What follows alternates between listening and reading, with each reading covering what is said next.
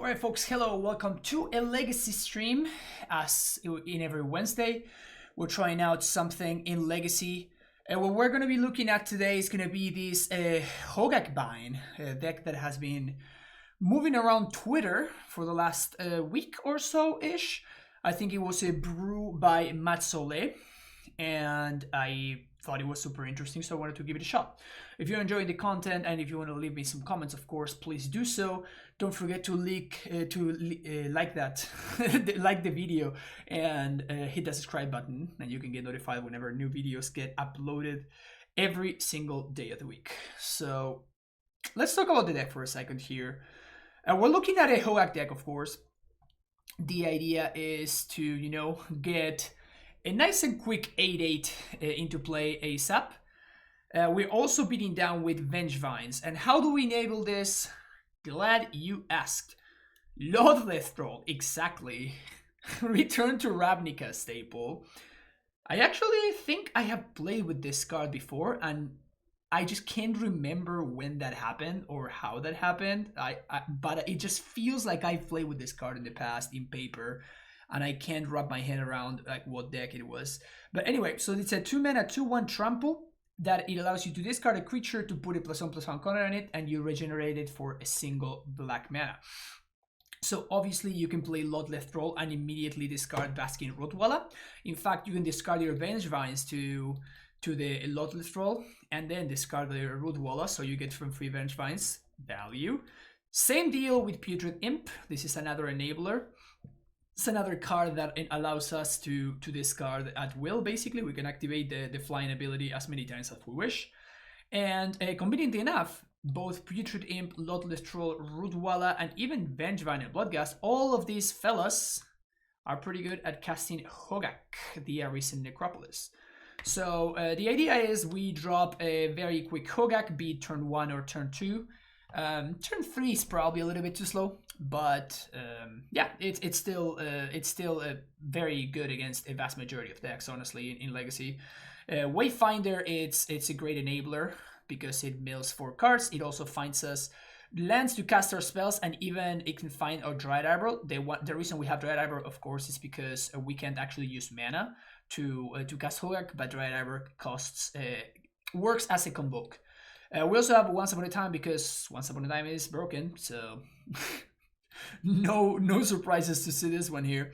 And then Gravecrawler, which is there are no synergies here, which is something that I was looking at. So no real synergies with something like usually Hogaak decks had the guy that allows you to sack a creature to put a +1/+1 counter, so you can basically recast Gravecrawler indefinitely. But it does have some synergies with both Supplier and Lothleth Troll, both of which are zombies. So also Putrid Imp is a zombie, by the way. So we have a bunch of zombies in the deck. So if they kill your Gravecrawler, you can basically get it back for a single black mana. We're gonna see how this deck works out. The 4 Cavernous Souls are something that really surprised me. But in reality, you're not really casting that many spells, so it kind of makes sense to be jamming some caverns, and we can name either Avatar or Zombie depending on what we're up against. But I imagine, like for example, against Delver and whatnot, Daze is gonna be a big part of their plan. So being able to just drop a cavern naming Avatar, it's probably pretty insane. In the sideboard, we have Cabal Therapy, I imagine, against the combo decks, Snuff Out against problematic creatures, Leyline of the Void against opposing graveyard strategies, Force of Vigor against the hate that we expect to see from our opponents, and Assassin's Trophy, which I'm expecting is going to be basically uncastable because we don't really have that many green and black sources, realistically speaking. But we have this uncastable Assassin's Trophy to deal with random threats. Let's see how this league goes. Pretty looking forward to it.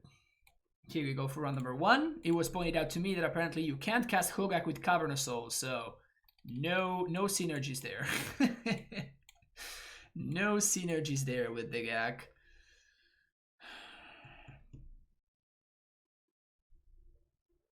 We already have a Hogaak.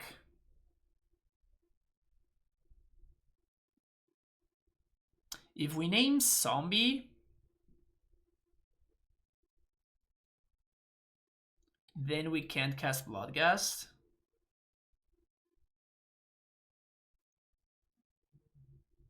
This has to be a mulligan, right? If I had a discard outlet, I think I would snap this hand off. But without a Putrid Imp or something like that. I could also... I guess I could also keep this hand and turn 1 play a land and just not do anything. And if we luck sack Putrid, it's only Putrid Imp or Once Upon a Time. Those are the only 2 cards that I'm looking for here, so it's probably not worth it. Yeah, let's ship this. Seems like we can do better. Like this, for example. Seems like it's a lot better.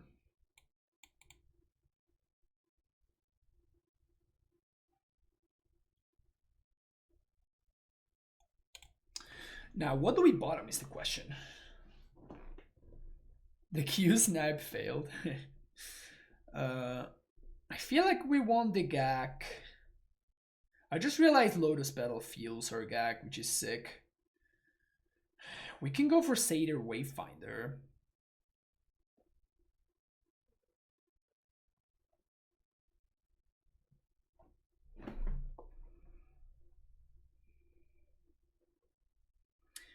I think I'm meaning the Putrid Imp.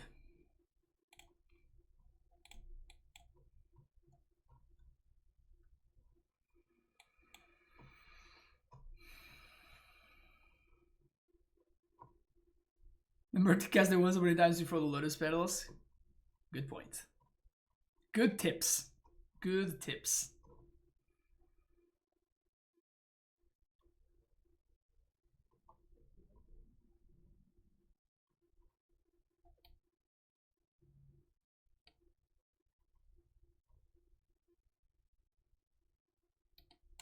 Yeah, it probably has to be the land here.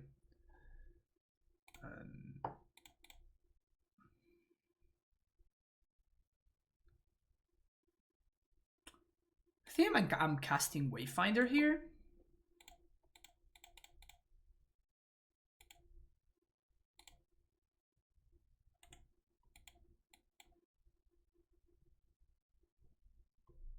Wow, this next turn is going to be sick, right?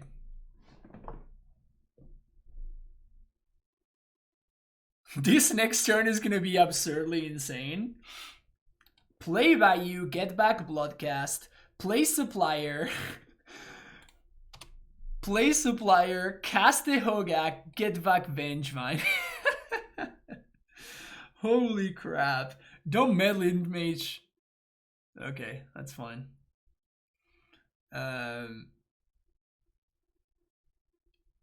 guess Wayfinder is the better card.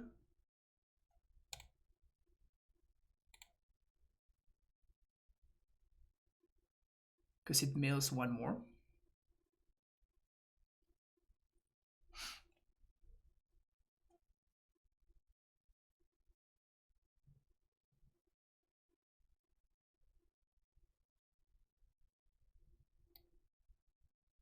Mox Diamond in a Humans deck.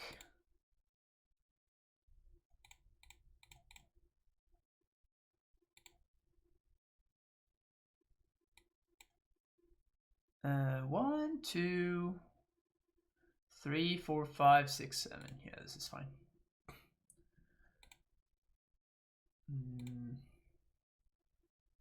I guess I wanna no. Let's cast the Gaak from the graveyard. I guess. 2, 1, 2, 3, 4, 5. Trigger Vine. Yes. Take 5. No, Therapy's in the sideboard. We got 4 copies of Therapy in the sideboard.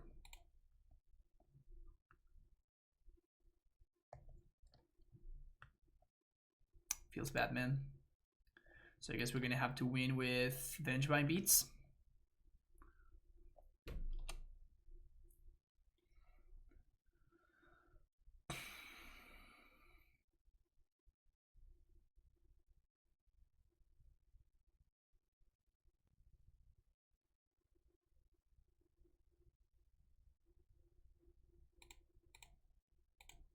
Leading no supplier because we can find another Bloody G or we can find another Vengevine.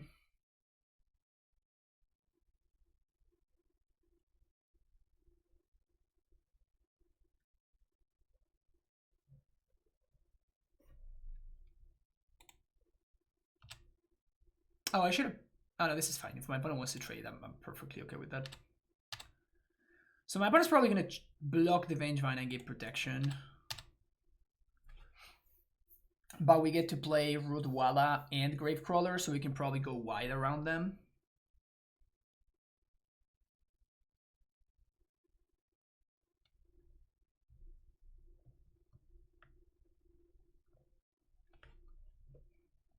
That was definitely a mistake in sequencing, for sure. Definitely a mistake in sequencing.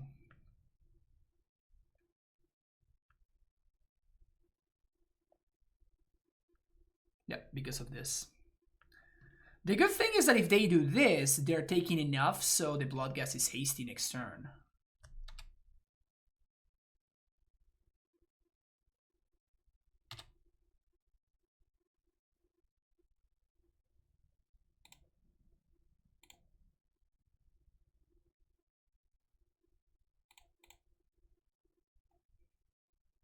We can pump Rootwalla, let's go.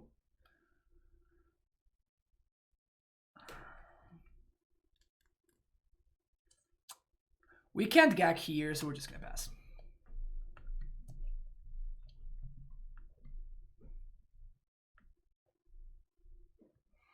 No, I thought that this Gaak deck was actually quite interesting.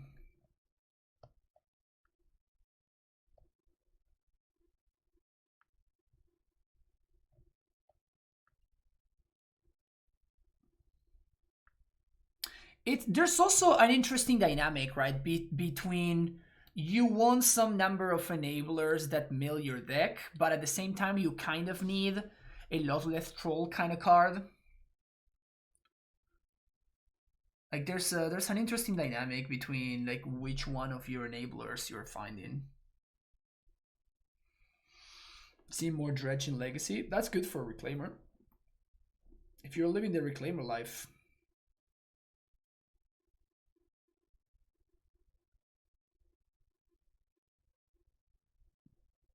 Hostage Taker. So that's gonna take the Vengevine.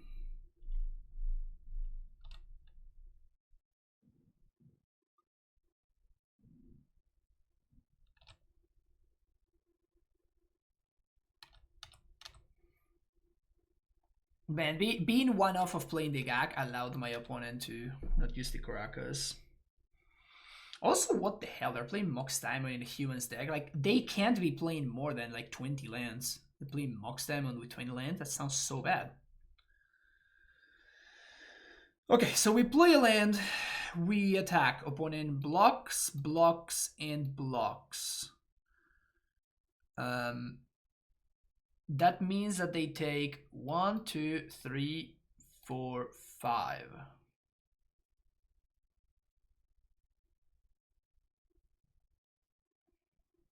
This is not too much better that we can really do here, so let's go with that. Throwing a bunch of stuff into the trash. We really need to find like a Lothless Troll style card.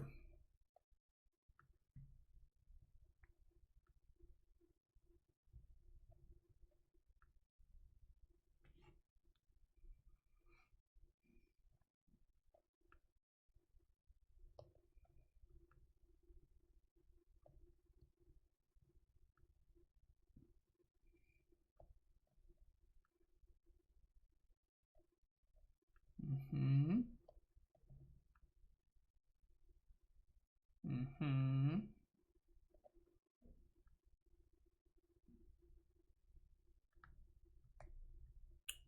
One, two, three, four, five.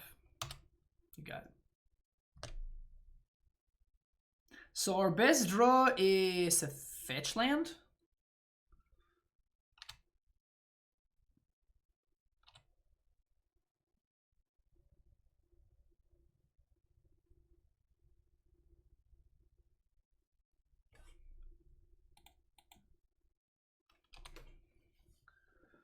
This draw is a fetch land.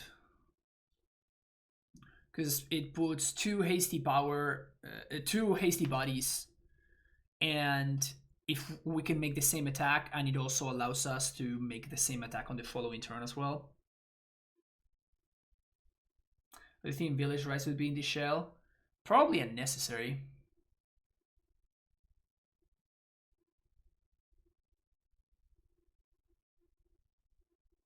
Gross! Gross! Main deck Grave Hate? Get out of here. Get out of here. So we can only deal 2 now, so we have to find... Damn. What can we find even? So we attack with Vine. We serve with everything. Opponent blocks and blocks. They take 3 down to 1. And all of my dudes just die?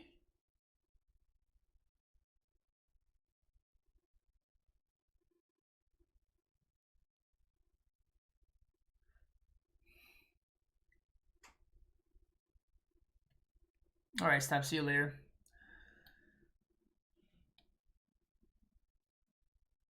So they block Vine. Block Vine. Block Gravecrawler. And I guess they block Rootwalla, but if they do that, then I get to recast the Gravecrawler. Vine dies, Walla dies. Opponent goes down to 1. And I have to hope that they don't have another threat next turn. It's not a great plan. Not a great plan.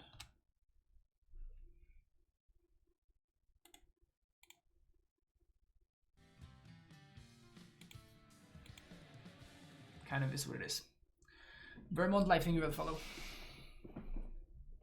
If I play Vine and attack next turn, we are in an even worse spot because I let my opponent play one more thing, and then I cannot connect on the following turn. Why didn't I pop Rootwalla last turn? Because he was champ locked. This doesn't trample.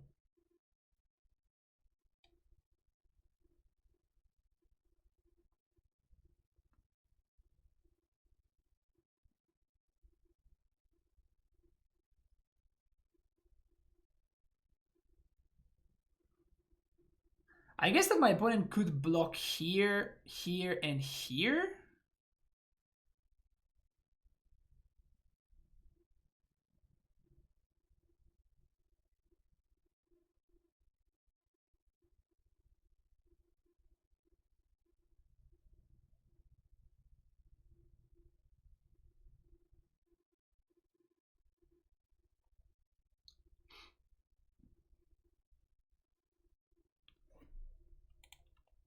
Okay.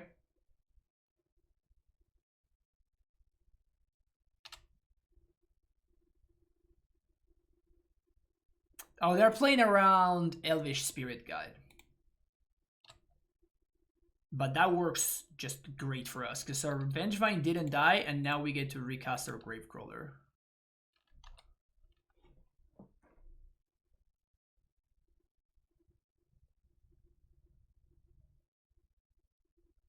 So I guess like the correct line would have been to block this. Oh, but they... No, yeah, they could have just let the Rootwalla go. If they had let the Rootwalla go, they would have been in better shape, I guess. Okay, bye-bye Bloodghast. Please tell me we're getting there. Don't have a 1-drop. No 1-drop. The Sealy Wayfinder. Yes! The Sealy Wayfinder getting there. That 1 point of damage from the stupid Satyr Wayfinder. Glorious. Absolutely glorious. Alright, so we definitely want these cards. Man, it's brutal that Snuff Out doesn't kill the Lord. We probably still want this. Like, I can imagine my opponent having Meddling Mage in their humans deck.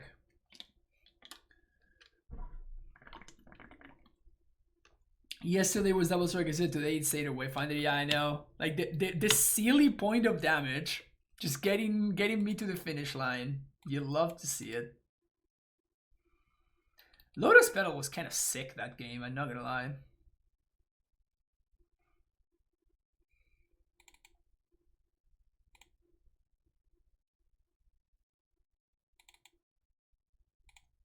I'm gonna do some trimming.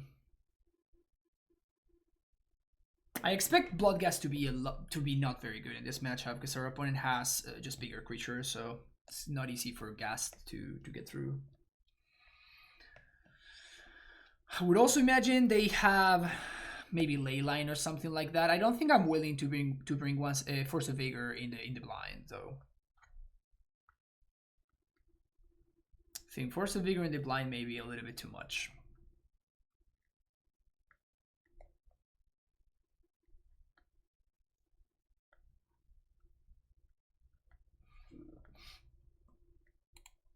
But if I see Leyline, I'm probably gonna bring it for the next one.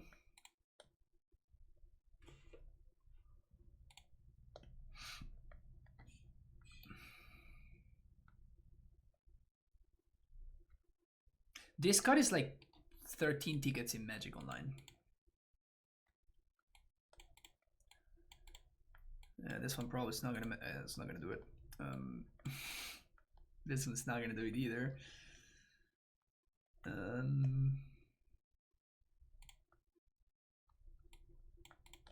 Yeah, this is what I thought would happen with the these stupid caverns. It's brutal.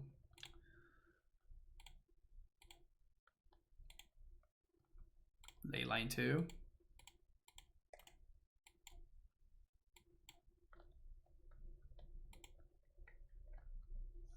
Okay, we know that they have ley lines now. So I'm gonna bring in Force of Vigors and I'm gonna cut the snuff outs. At least 2 forces and 2 trophies.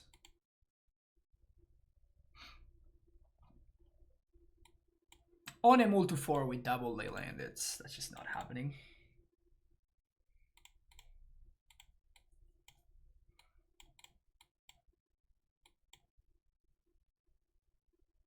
We won game 1 with the exact lethal.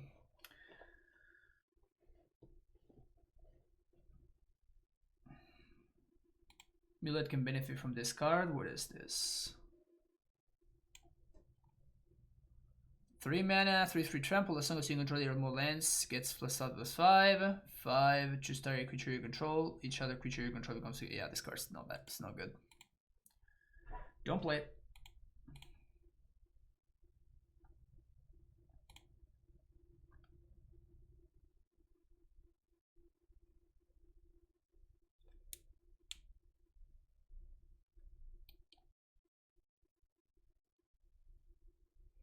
When it moves to 3.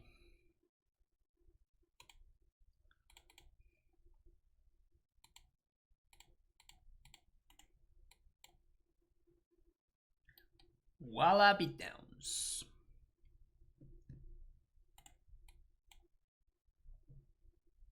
You want to waste me?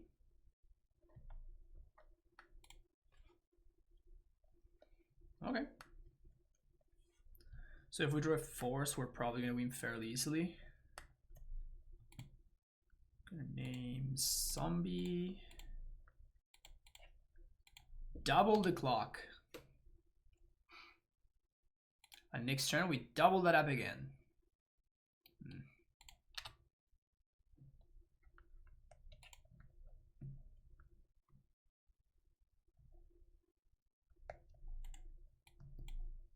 Please waste me again.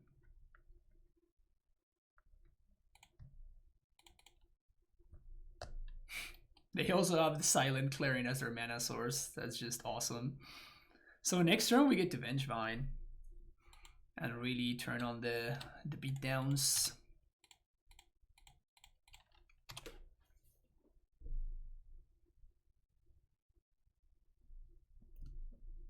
So you have a prime time in play, you can win the game even harder. Exactly.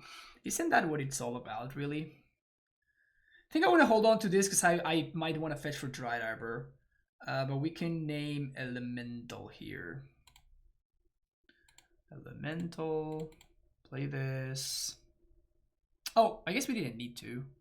I mean, if we draw another one, we probably want to do that anyway. Green.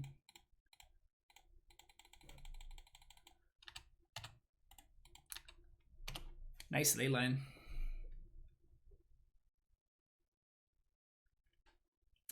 Keeping in the pig versus blue-red Delver. Probably not. 4, 5, 6, 7, 8. I could play a second Gravecrawler here, but I think it's higher value to play the Walla. To pump the Walla because it put my opponents to 1 and effectively wastelands them. No, I probably would not keep the pig versus blue-red Delver house.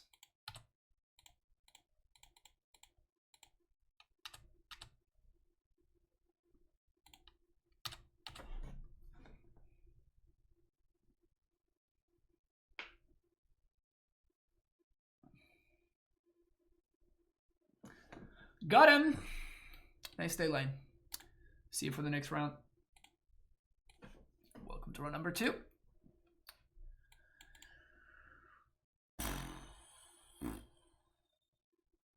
Well, this hand is messed up, right?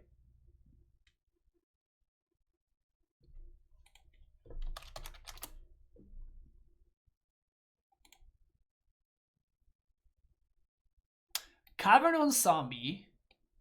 Discard. Discard.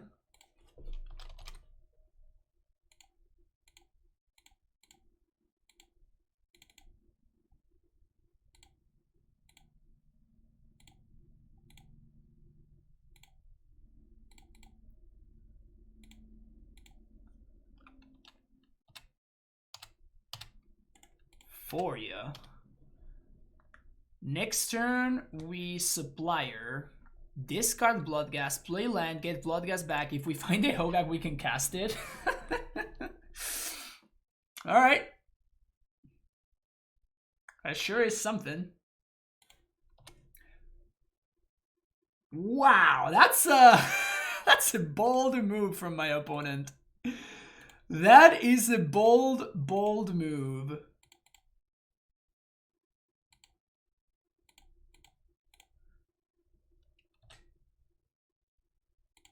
That is a really bold move from my opponent. 6 power on board and they're like, yeah, wasteland you.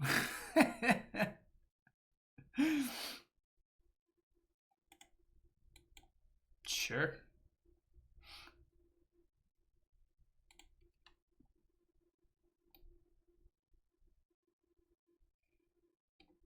One, two, three, four, five, 6.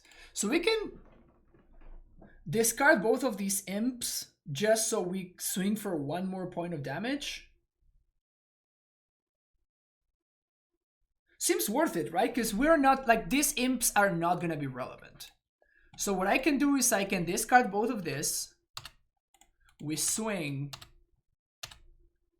down to 4, second main phase, get back Gravecrawler, say go.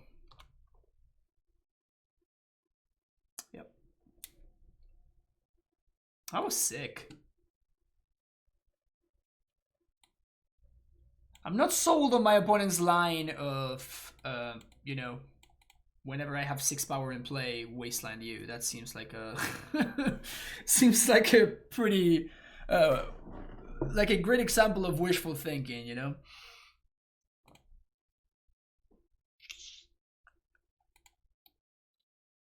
Snuff Out seems very good against taxes. We definitely want forces. Because they're gonna have like Rest in Peace and stuff.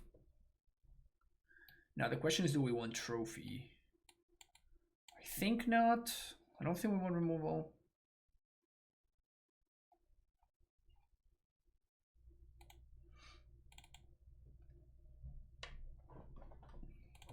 This is a tough part, right? Like, how much am I supposed to dilute my game plan?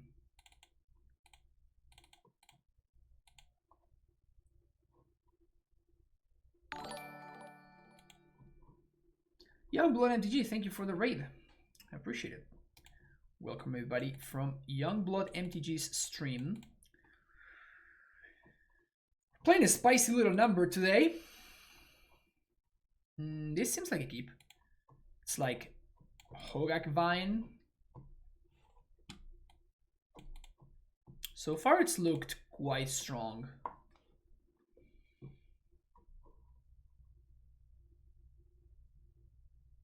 Couple of options we got here. I think I'm gonna go with Supplier on one.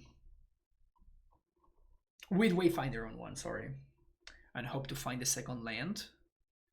Particularly because, I mean, I doubt my opponent has Thalia, but they could. Yeah, this is not like the stock Hogaak list that you see more often than not. This is... Oh, we're playing against Maverick. That's worse. This is more so like an aggro-focused version. Okay, so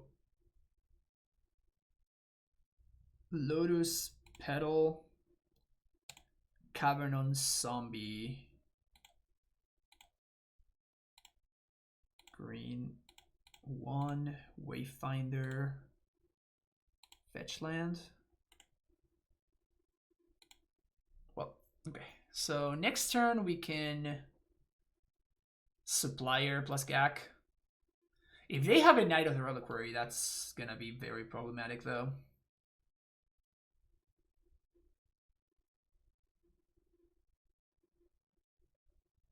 Oh, Scavenging Ooze, they're gonna Scene it for Ooze. Yeah, this seems like a problematic matchup for us. Gravecrawler.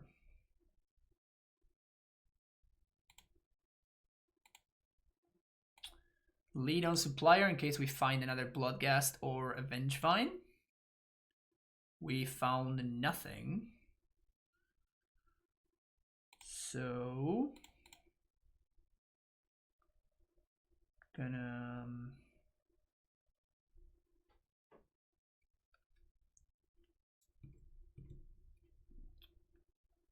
Just gonna buy you.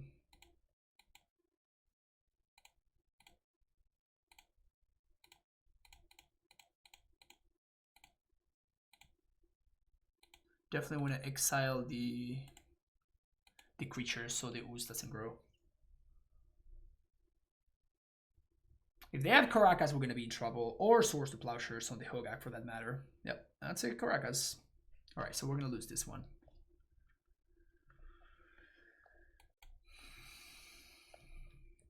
Tough to come back from this. Our hand was just a little bit too slow.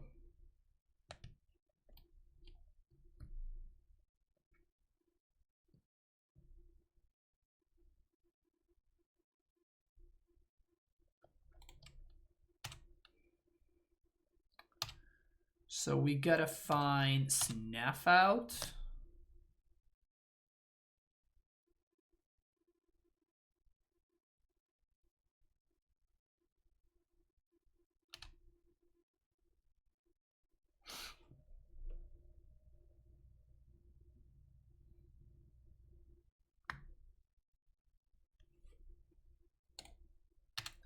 We gotta find Snuff Out.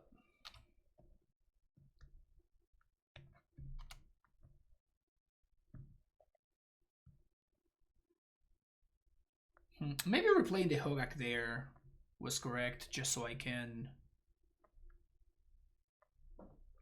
make it so my opponent is forced to tap the Caracas. Because now I'm giving them mana for no reason. Yeah, that was a mistake, I guess.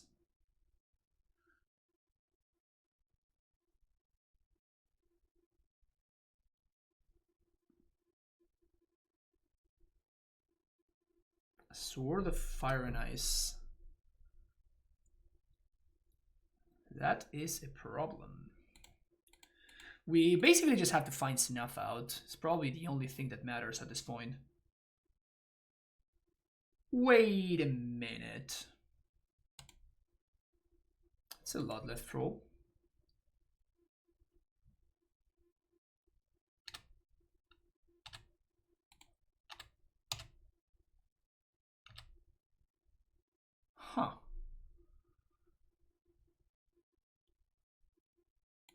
Maybe the troll can take me home. I'm not playing this because we can't respond to the Scavenging Ooze trigger. I wonder if they're gonna equip here.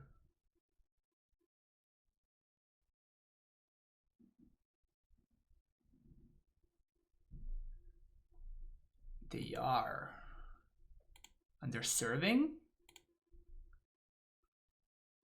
They're not serving. Yeah, that's smart because then otherwise we're just gonna overpower their stuff. But what we can do here, which is pretty nice, is play troll. We play... I guess we can't play around it, huh?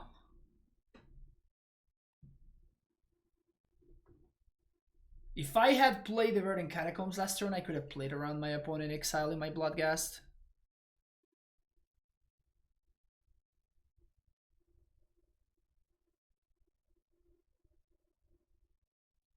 But I didn't know I was going to draw a land, right? So I'm just going to play my fetch, and I'm going to say go. Or I can play Gaak to force my opponent to use their mana. That seems...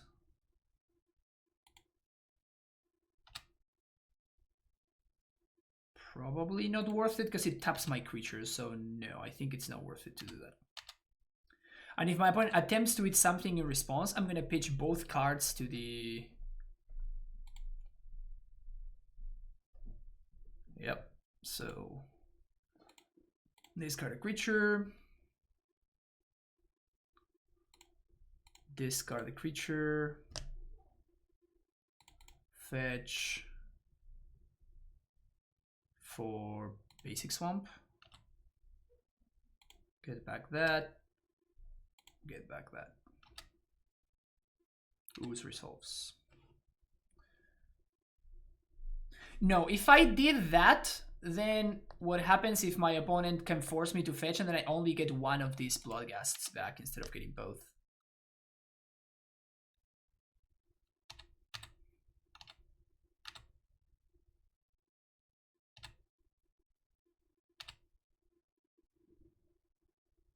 Damn it.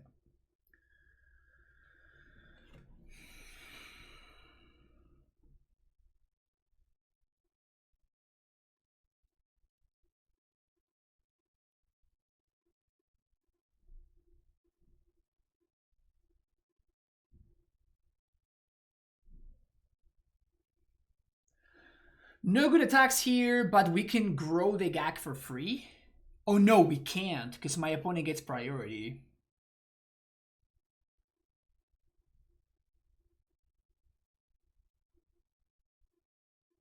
We actually can't grow the Gaak for free. Unless I give my opponent a Bloodghast. Holy crap, this game is complicated. We can attack with everything.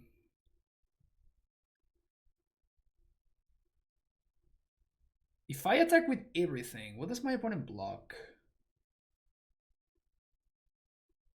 This does seem like the best window to get some damage in, though.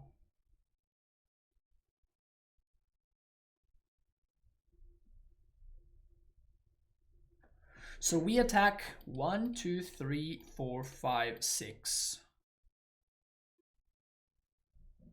They block here and here. They take 1, 2, 6, 7, 8. Gain 1. That's 9.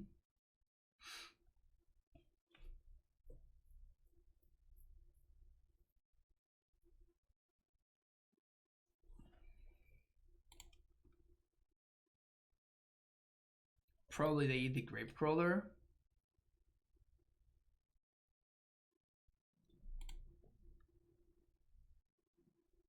I guess it's worth it, maybe?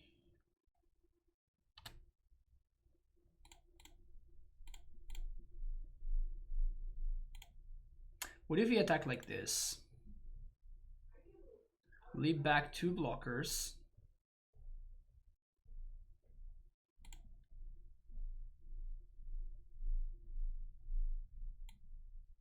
Yeah, I guess this is fine. I don't want to leave the Dry Arbor to block because my opponent can just wasteland it, so.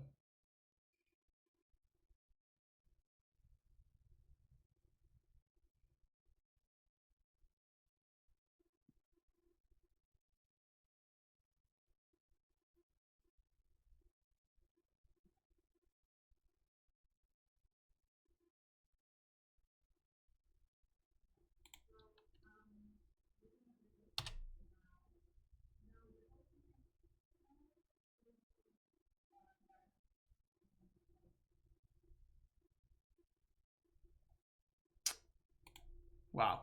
Huge mistake from opponent here. Huge mistake from opponent here.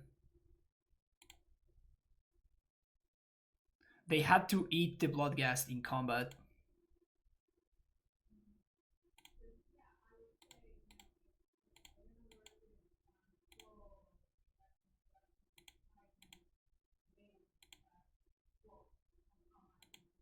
Wow, they made such a huge mistake there.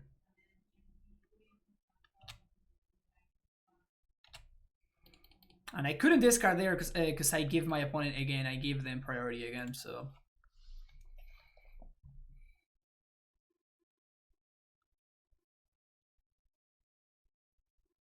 They can bounce the Hogaak, but I basically denied my opponent gaining a life because I was able to exile the Dryad. No! Oh, that's so good!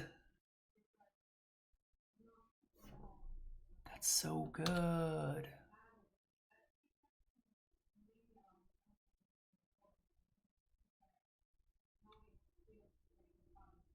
If they try to eat Bloodghast here, I can get them back to prevent the life gain, right? Is that true?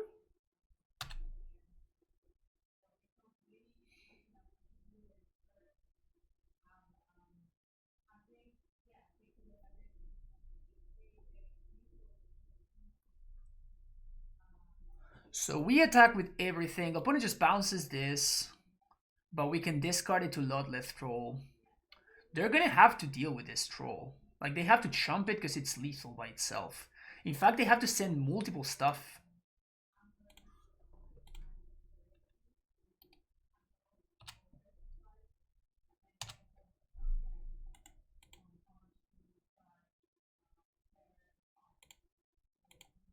At least 1 damage is coming through. Gaak back to hand. That's fine. Expected. But if they don't have a plow for this... Yeah, but this tramples.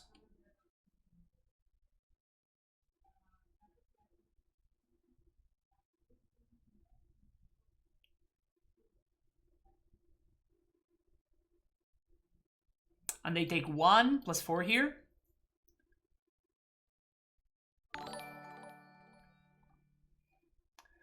Card Market Magic, thank you for the raid. Welcome everybody from Card Market Magic stream. We're playing some Gaak in Legacy. It sure is something. Let me tell you that this deck sure is something. We're trying to navigate a matchup against Maverick, and it's not easy. My opponent has made a couple of key mistakes that has allowed us to stay in the game, but like between Scavenging Ooze and Caracas, we're kind of struggling here. So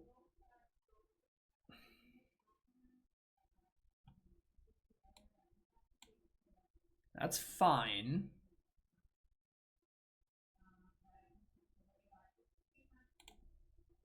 Gonna discard. Oh, we can only discard a creature card. Alright. Reading the card explains the card. Reading the card explains the card. My bad. I thought we could discard any card to it.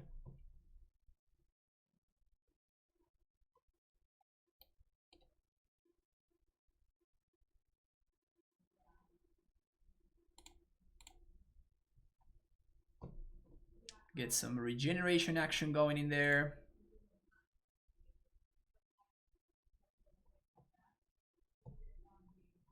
Probably gonna eat the blood gas time. They eat the Hogaak. Well, that's very good for me.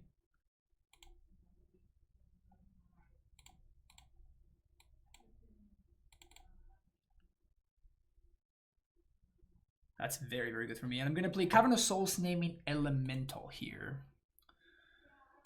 And just in case I draw Vengevine.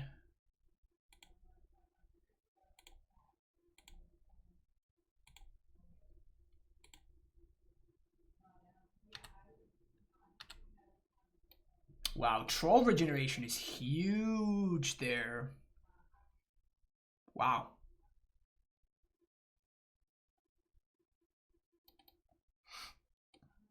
Discard. Discard does the thing. Caverns have been so awkward so far. I really struggle to believe that we want 4 caverns in this deck. I could see like a couple. We can probably play 2 maybe, but 4 seems like just a little bit too much. Thalia. Thalia resolves.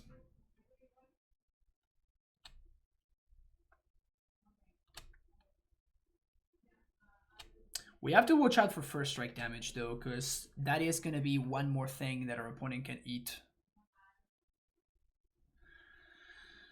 Is there a reason to stitch a supplier pre-combat? Not really. So our opponent is going to block here.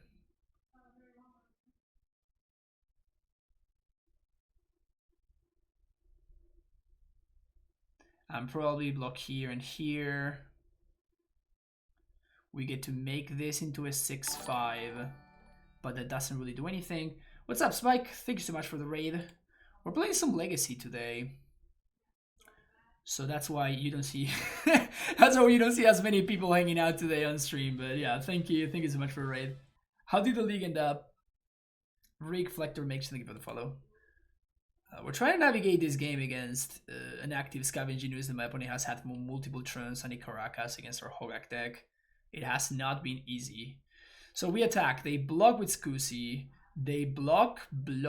They take 4, gain 2 life.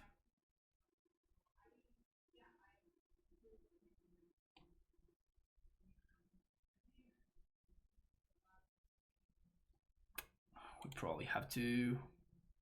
I feel like we just have to get our damage in while the getting's good. Because the window is just closing very, very quickly. But I honestly think that this is just going to win by itself. U5 over the last league, that's sick. Yeah, that deck has been looking really nice. Rose Goku, thank you for the follow.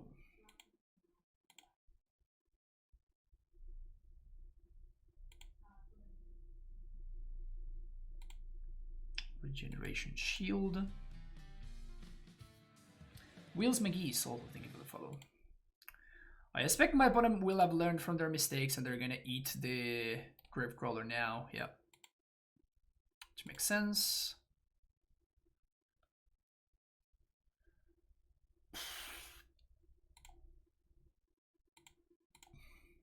I feel like I have to continue trying to go wide on them.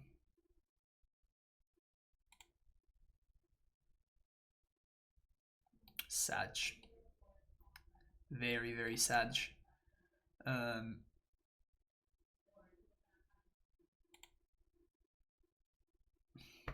that sucks. The good thing is that my opponent can't really attack, so that's cool.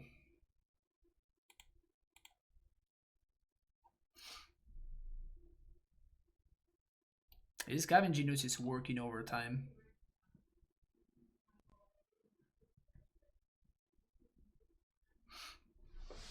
If they want to get cute, they can get in there for 2. Because they can bounce the Thalia and recast it.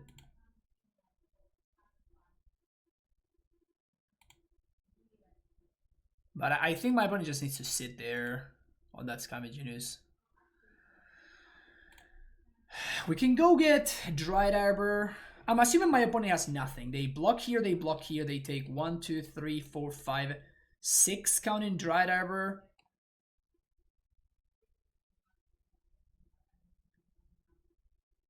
But the first strike damage is gonna kill me. It's gonna bring my opponent down to 1. I still think I have to go for it though. Oh no, the Dried Arbor is gone. I forgot we used it like 5 turns ago or something. Whoops. Rough. rough.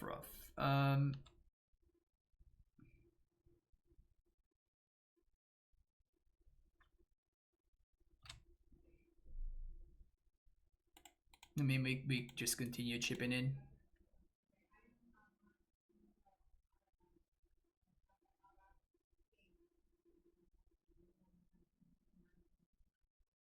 Yeah, you can't block that one. You need to block. Yeah, exactly. So first strike damage is gonna happen.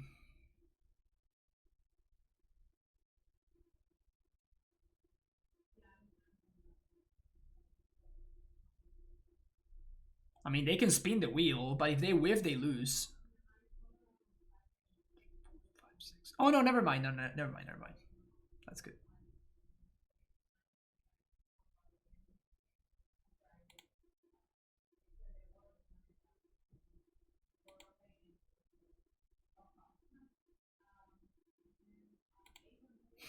What's up, Magus? Yeah, Magus is my mortal enemy. I've never beaten Magus. Magus is unbeatable. They should eat my lands, by the way. No! Okay, what can I draw here? Vengevine? Second Troll is interesting.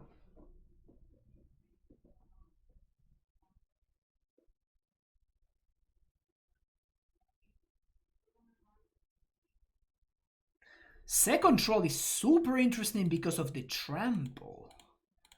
Okay. Okay.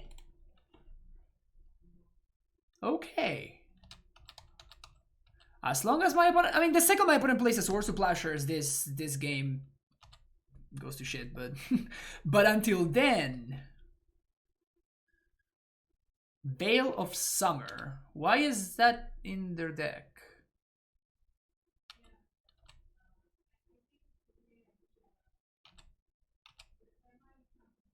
Sounds like a little bit of overboarding on my opponent's part.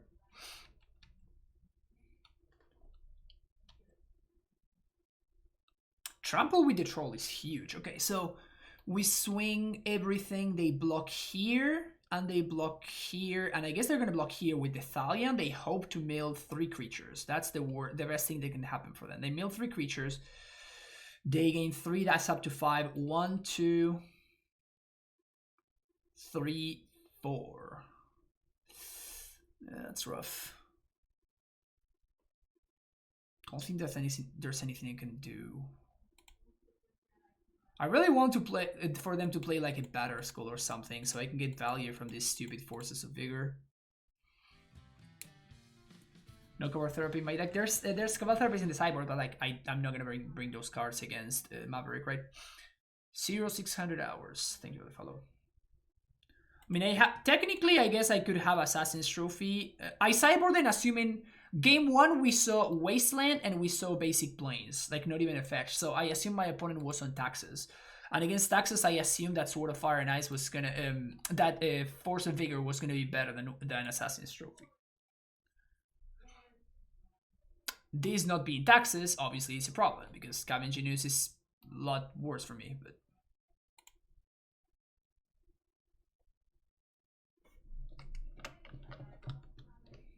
we do have 2 copies of Senaf out, I guess.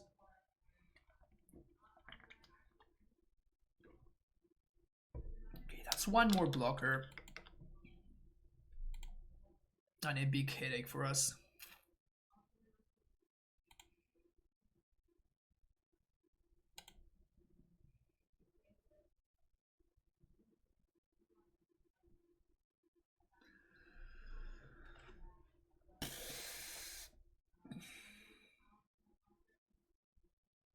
Basically, what I'm trying to figure out here is whether it's better for me to jam, like whether this is the turn to jam or whether I should keep waiting.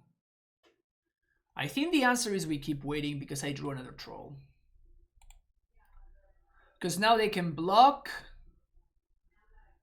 They block and block. If they have Maze of It, I'm in huge trouble. Thank you for the follow, Egg Rolling. But I probably have to risk it. They can sack Dread Ivor to gain life at instant speed. Serve with everything. Block, block. No trample. Block, block. Yeah, that's just not a winning line. Drawing Knight was pretty big game for them.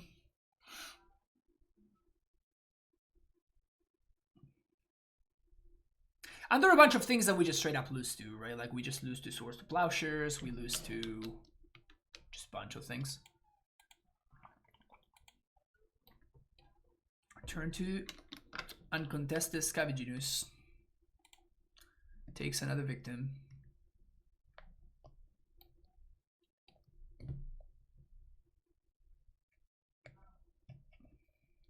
Okay, so now what happens? Now they have to block the first strike dude on the Lothleth Troll. Because they probably can't afford to have it trample. So they block, block, block, and they can't really block the Stitcher Supplier anymore with the Thalia. So that means that they, yeah, I think this is the turn that I go for it. Yeah, I know that I can pump the trolls. I think this is the turn that I go for it. My opponent can sack the Dried Arbor. I know that region removes for combat. That's exactly what I'm saying right now. That's why I'm saying that my opponent needs to block all 3 trolls.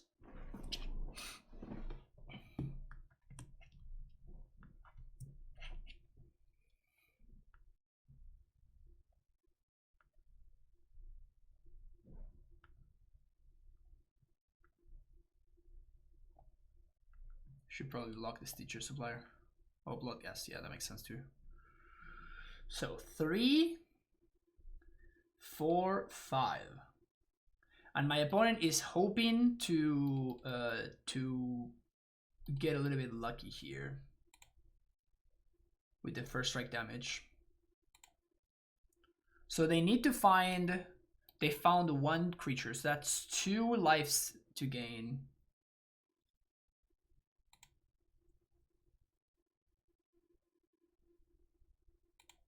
That's up to 4. It's up to 5. Let's see if they see the line. Let's see if they see the line. As is, this is lethal. Pumping doesn't make sense because my opponent... Okay, they saw the line. But pumping doesn't do anything because my opponent just eats it, right?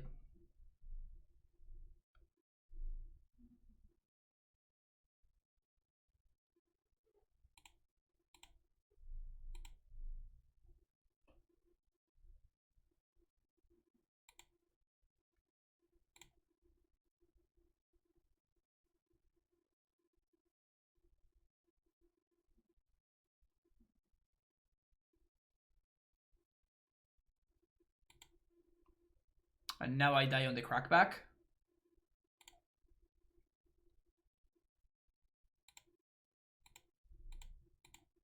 No, just die on the crackback.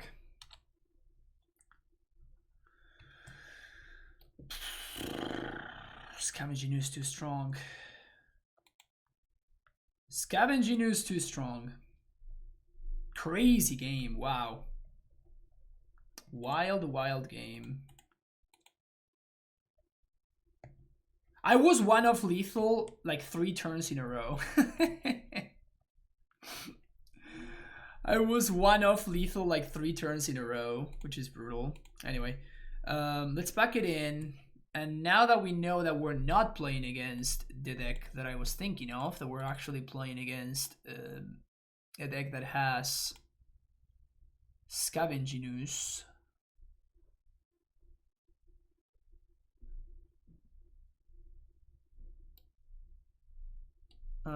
What's better, Bloodghast? Or I guess Bloodghast is better because we can get it at instant speed.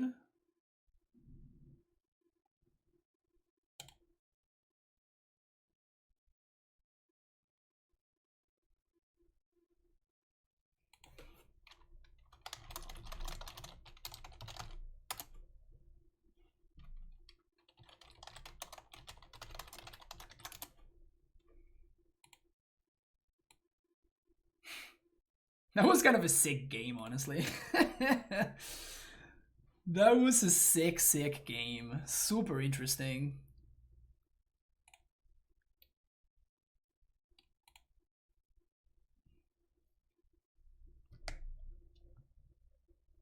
It's nice that I have played so much Maverick, so I kind of know, you know, these cheeky interactions with like first strike and whatnot. So we can kind of play around them a little bit better.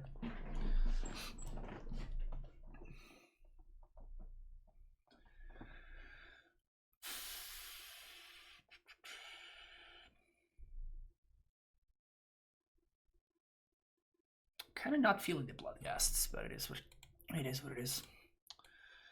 I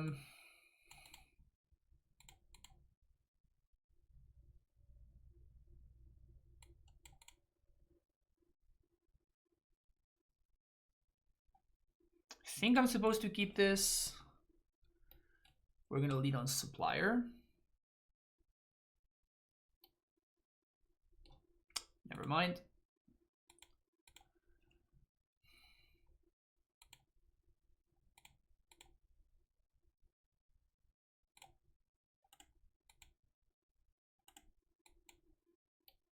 Okay, I was not expecting them to have leyline. We played an entire match and we didn't see a leyline. Punished for my sideboarding in game 2 and then adapted my sideboard and then got punished for my sideboarding on game 3 as well. Feels bad, man.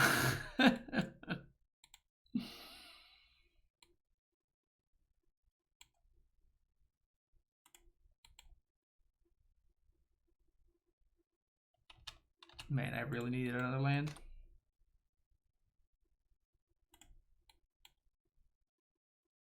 I think if I see any other piece of disruption, like if I see a knight, for example, I'm just gonna pack it in. I cannot beat a knight of the reliquary here.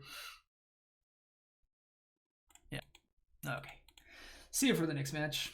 So often, like every turn, it would just so ridiculously close.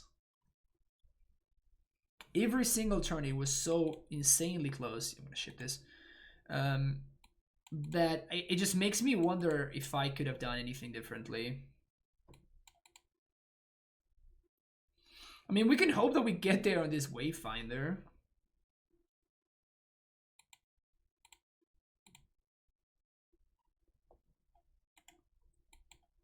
Don't know how likely that is. Just got mooned out of Gracie's Control Legacy something. Yeah, I mean, I think it's pretty stock for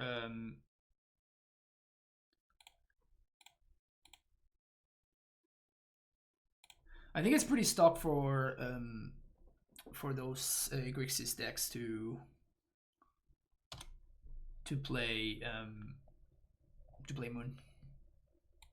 Mist Hollow Griffin. We're playing in Food Chain. Sweet.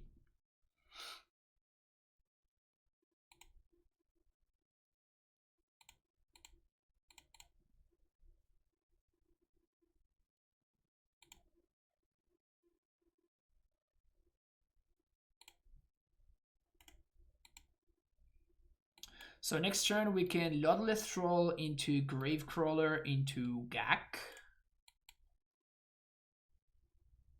which is nice.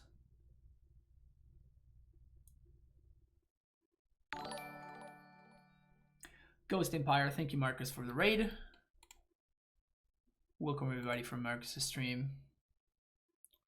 Play some Legacy here, some Gaak. Gaak.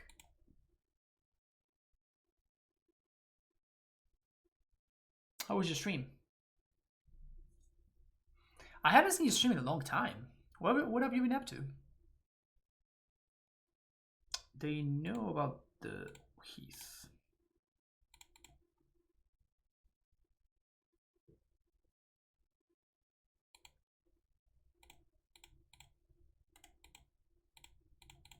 Troll.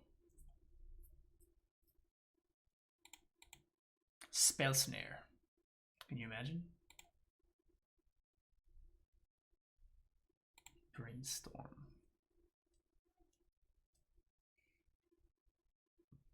Looking for a force, I assume. Yeah, we're getting food chain. It's another force. The third Griffin was in their hand. That explains why they pitched that. So here's a Grave Crawler.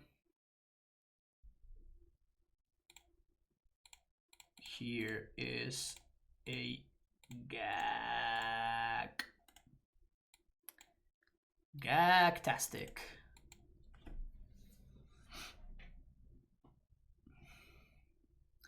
So 2-turn clock. I guess they could have Swords of Plowshares. That would be annoying.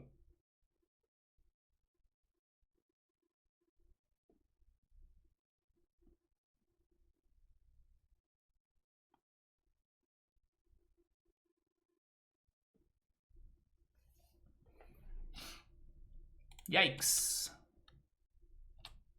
I think we've drawn a land literally every single turn of the game. Ice Fang.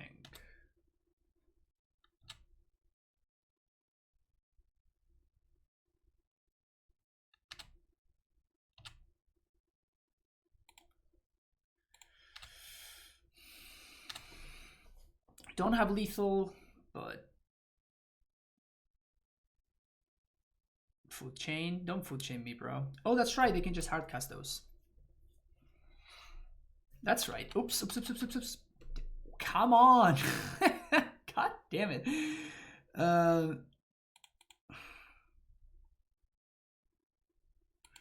Do we have enough? 1, 2, 3,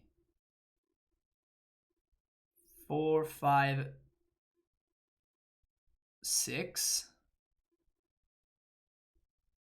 We're 1 short. F's in chat for me.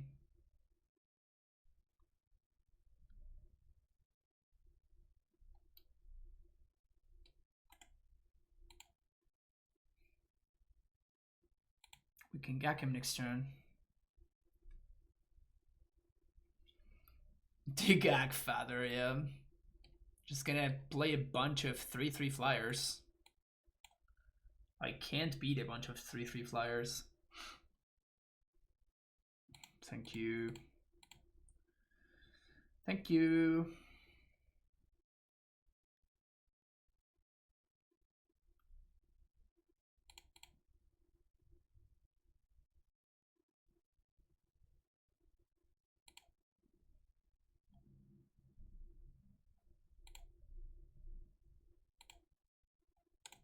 It's free to do that one.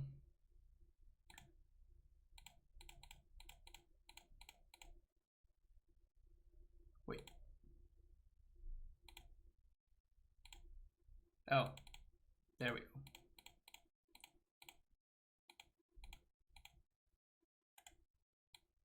Gaak, yeah.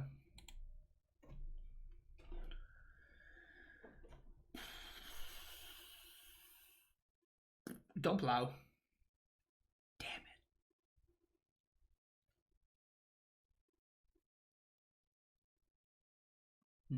it.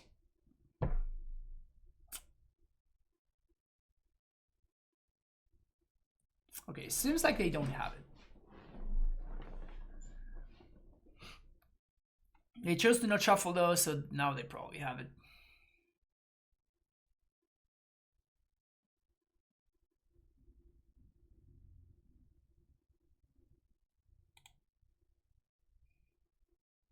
Oh, that's right. The Griffins have virtual vigilance, which is really funny. Because they can just cast themselves.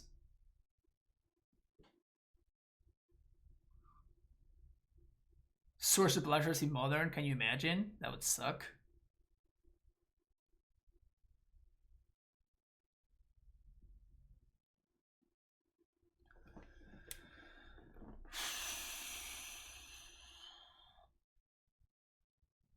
So many griffins.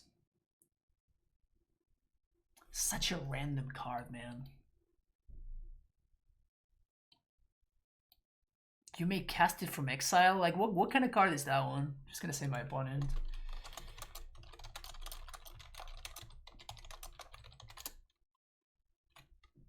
I guess like, the win con could be Emrakul, but I really doubt it. Like, they can just...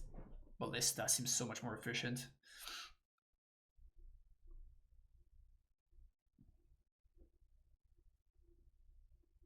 Yeah, there are multiple win conditions. Okay, there we go. There we go. Save us all some time. That was brutal, man. That was brutal. I think we just want therapies.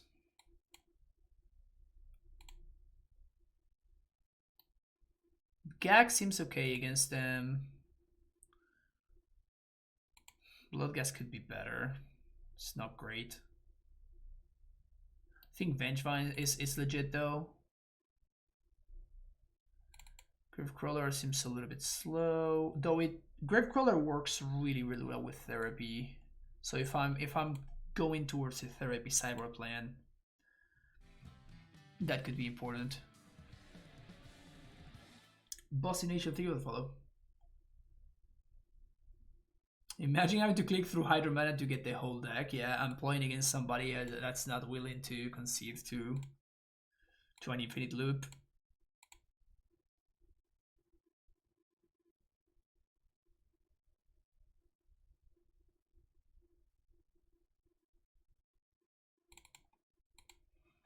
To be fair, we drew horribly that game.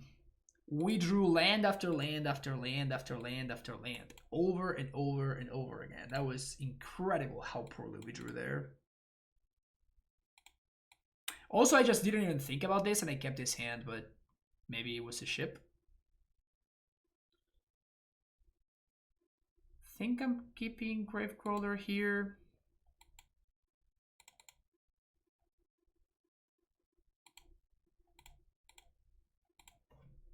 Not finding an enabler is brutal.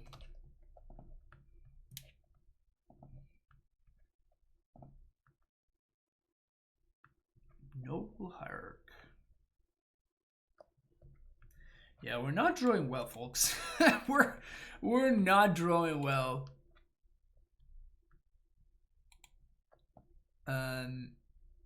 We could have therapied ourselves to cast it with Root. Voila. Synergy? Does that count?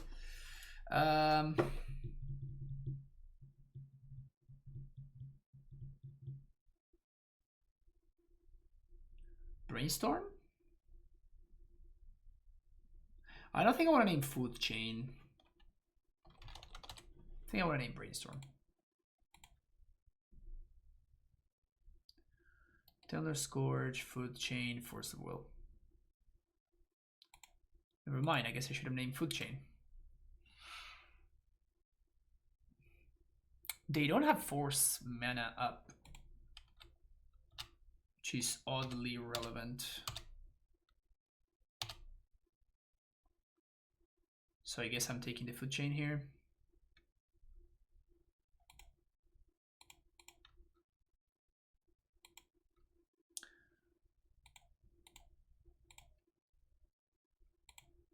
I guess I could technically take the walk.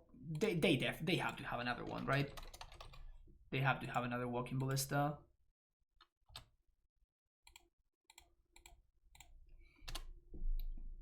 We are on the hardcast Vengevine plan.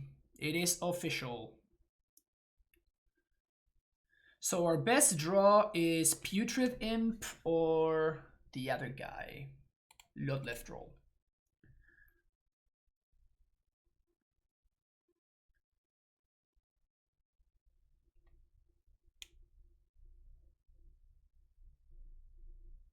Pretty good opponent. They can cast Eternal Scourge here. Walking Ballista for 1. Okay, I'm gonna ping my Rootwalla. No pinging.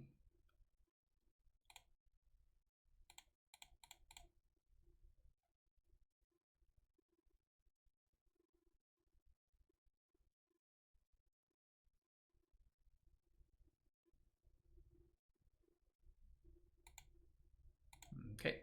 Smart from my opponent, by the way, because otherwise I would have been able to cast the Hogaak there. Oh, come on.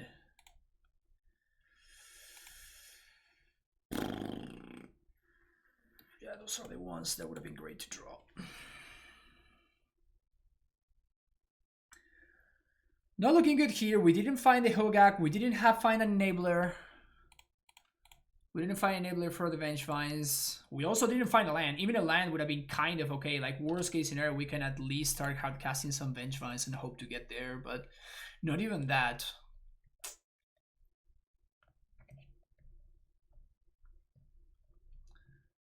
Very unfortunate.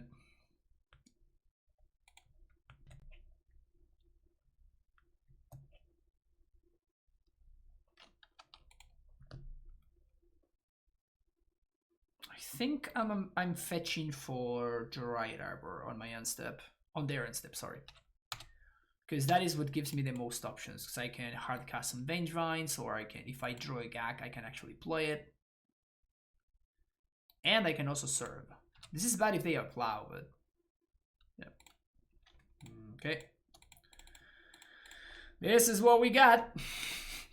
It's not pretty, but it is what it is.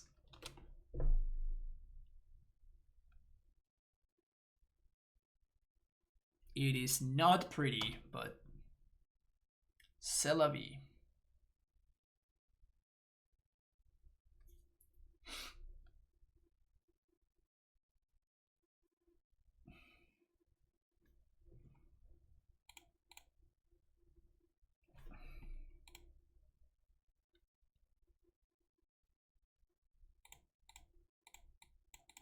Okay, so I'm just gonna play another Vengevine here, and next turn we can actually get back whichever Vengevine dies here, while getting in there for a point.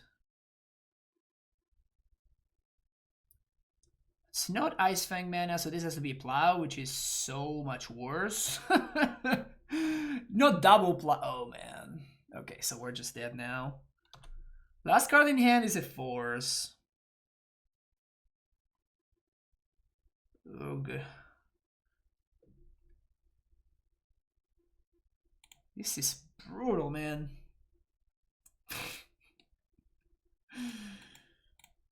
God damn it.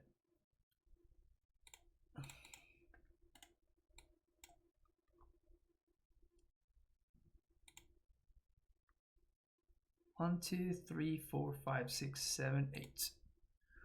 We've drawn half of our entire amount of lands.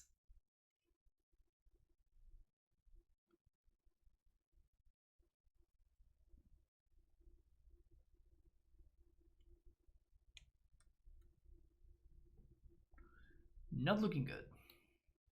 Honestly, this matchup doesn't sound great for us overall.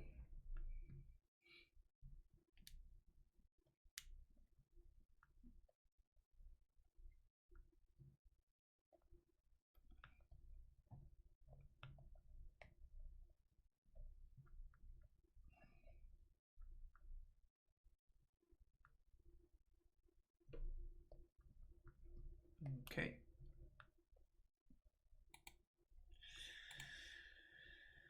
Not gonna do it. Not gonna do it. Is it better to hold this in hand? Not really. I guess I could pitch it to a troll, and then the troll can actually start attacking. So I guess that it is better to hold. Although I do think that if I find a troll, it's gonna get forced, which is even more funny because like we're playing 4 of those. Like we're playing 4 Cavernous Souls, and we have found none of them. Like for how much we flooded poorly. We can't beat Scavenginus. All right, see you for the next one. All right, Round number. Yikes. Round number. Yikes. Let's go to 6. Round number 4. His handsome's good.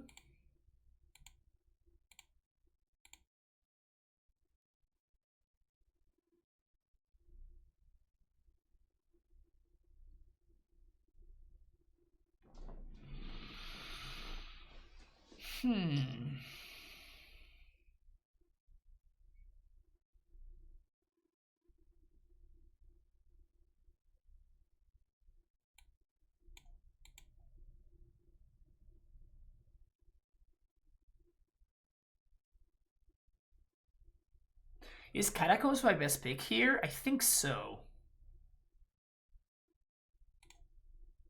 We can go get a basic swamp so we don't get wastelanded. Next turn we can Gaak. Assuming this resolves, which is not a given.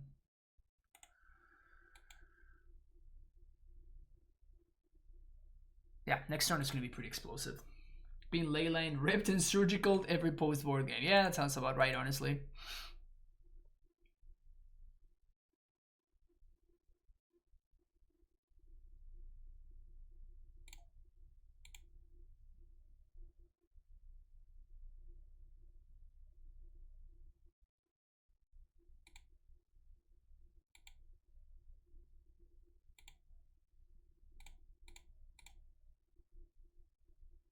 I think I'm about to get dazed, but like it is just so much better if I play the Gaak right now. And if I wait a turn, it's just so much better. Yep, there we go.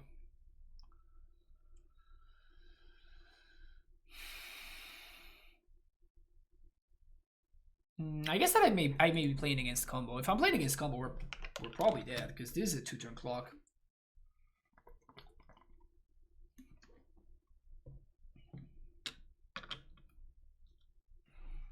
Oh, don't be Terminus. Oh no. Don't be a setup Terminus. Don't do it, don't do it, don't do it, don't do it, don't do it, don't do it, don't do it. Okay, down to 5.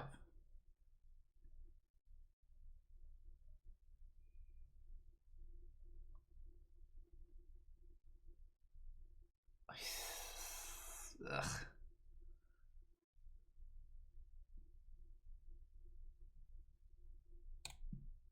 I don't think I'm gonna play the root well. I'm playing the land because I can go get Dread Arbor, but I don't think I'm playing the root well. Like, this is super lethal as is. They did have the Terminus.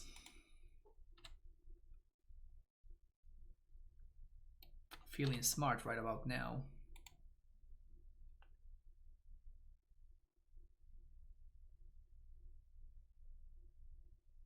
Can we just draw a Vengevine? Let's just draw a Vengevine. Let's just draw a Vengevine. Nice and easy. Another Gakarino. Probably not gonna do it. Cavern on Lizard time.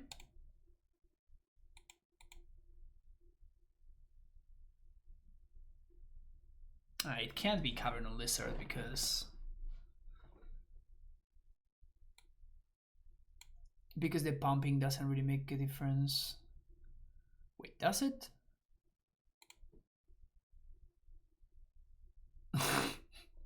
Okay, I'm just gonna do it for the memes. I'm not sure if this is the right line. It may not be.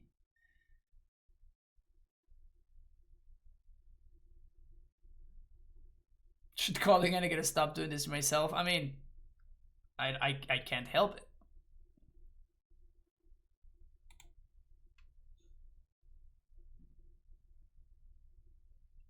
Tundra. Okay. 3 fairy. Bounce my Walla. Sucks, but okay. Island.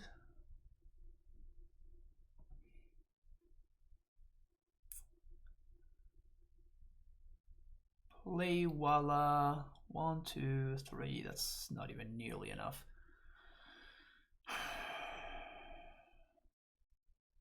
It's definitely better to lock my opponent out of fetch lands than to attack the Teferi.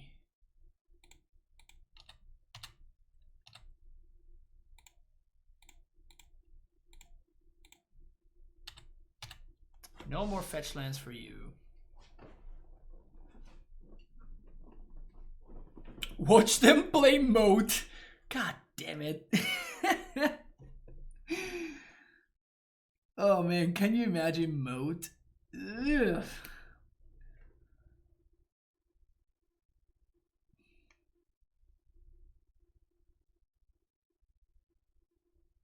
We're kind of like starting to see a pattern here, right? Like basically game one, we start off, we do some cool stuff, and then we lose. Like we start doing some nonsense, and then we just roll over and die. They have not set up Terminus. They don't have mana to hardcast Terminus. I think it's correct for me to Supplier here because I can find a Bloodghast, and that would represent another lethal threat.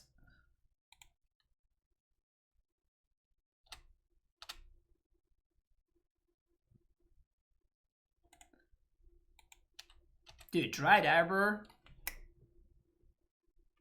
doing the thing.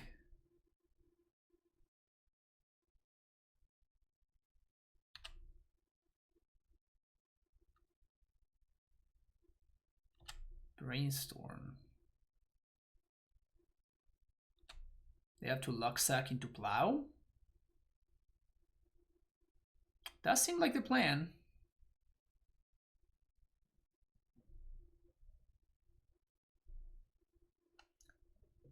Lucksack into Plow. They did it! Wow. Well, the extra life doesn't matter, so I'm just gonna let that go.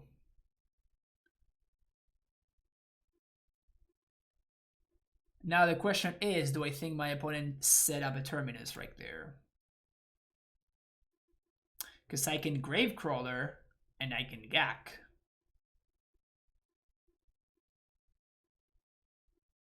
But if I do that, I'm left with nothing. I think I have to do it though.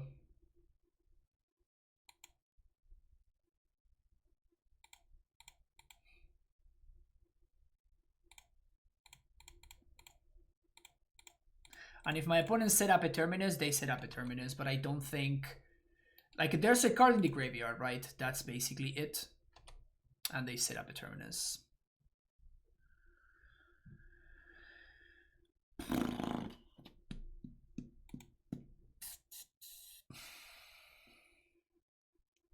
Vengevine one time, I guess.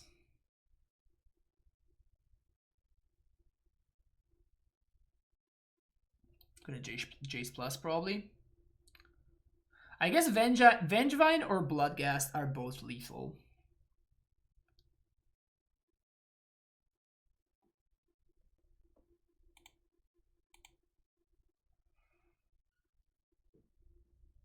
Vengevine or Bloodghast? That's not gonna do it. They can just bounce it with the Jace.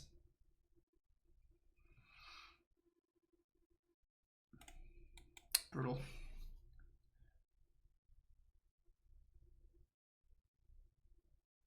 This matchup does not seem good for us.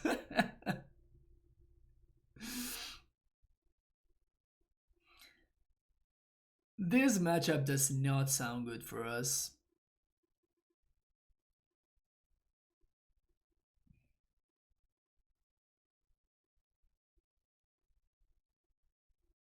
My opponent needs to be playing Mystic Sanctuary over there. There's no way they aren't. So, well, I guess that they can't fetch though. I was F6 and I didn't regenerate my troll. What an idiot.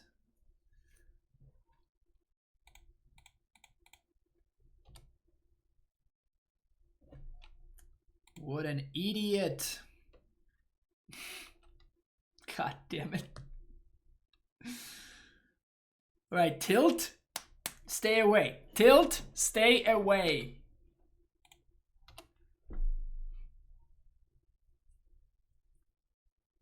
Stay away from me, Tilt. Stay away from me.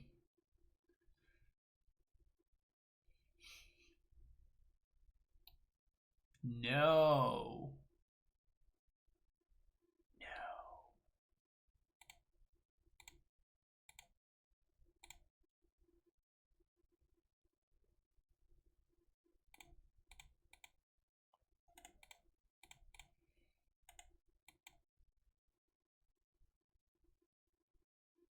Holy crap, what a brutal F6. Like, I really wasn't expecting my opponent. Why are they playing both Terminus and Verdict? That seems bad. Sorry about the off topic, but what do you think it's the best deck versus Colo for Coloring and Modern? I can't beat the deck. They are forced to protect from our graveyard. It's so annoying.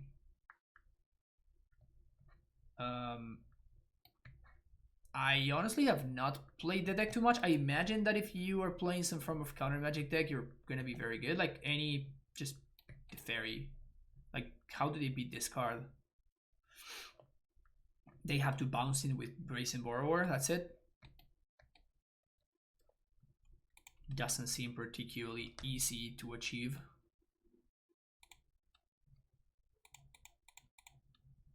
Alright, how do we win here? The way we win is Wayfinder.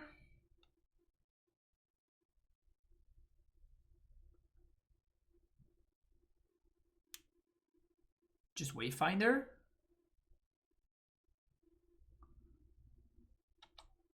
Wayfinder into Wayfinder, I guess. We can enable Putrid Imp, and we just swing for lethal. We just ping for 1.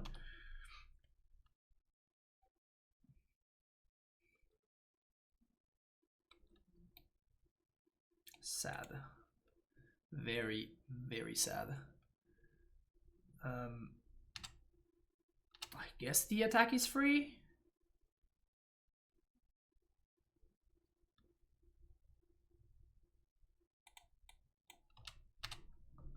The attack is free. Forces them to play something.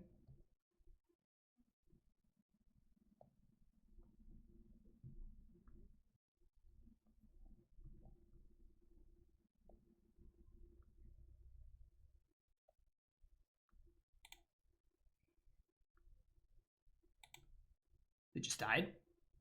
Wait, what? They had a 7-card hand and they didn't have a single instant.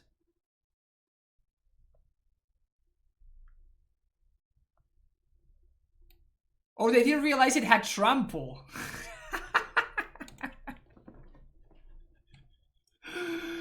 Oh wow, totally got away with murder with that one. I guess I have to play around Rest in Peace, never mind. Probably just trophies and Cabal therapies. That was an unexpected outcome, I'll say it like that. I think calling it an unexpected outcome is fair.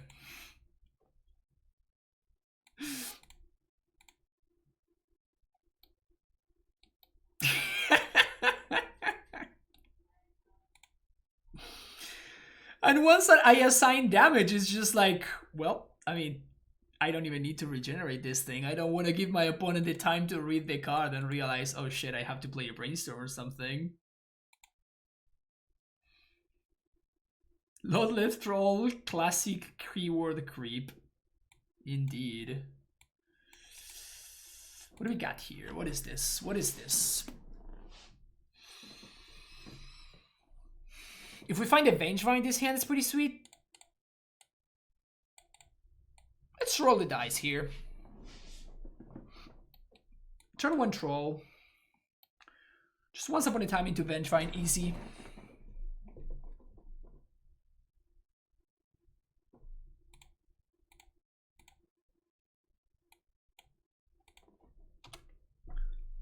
That was absolutely hilarious though. Vengevine. Right now. Right here. Easy.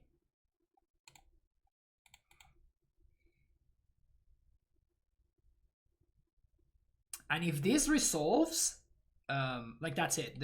I'm gonna be attacking with Vengevine. Like my opponent cannot play around it basically.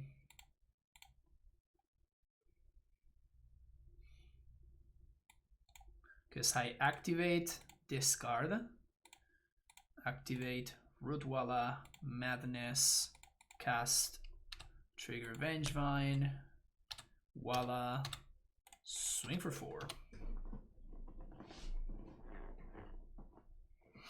I mean, when this deck does this thing, it does look pretty good.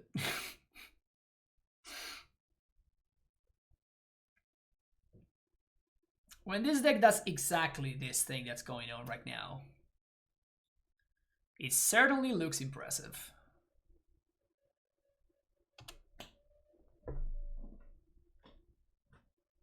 Blue and white. Plow Divine. Wait. Isn't at this point better to just plow the troll? I don't think I'm playing around anything, right? We're just maximizing the amount of damage that I can deal right now. And I can deal 3 plus 5, 8, putting my opponent on 2-turn clock. If they are setting up a Terminus, we are probably dead though. Let's have stoved up. I could once upon a time, but like I can just do that on the following turn as well. And this allows me to, again, maximize the damage that I'm doing this turn. So if we get swept, we can put my opponent into a tough spot like we did in the previous game.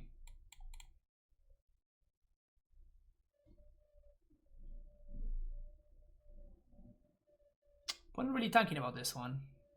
I have to assume that they're going to be able to set up a Terminus.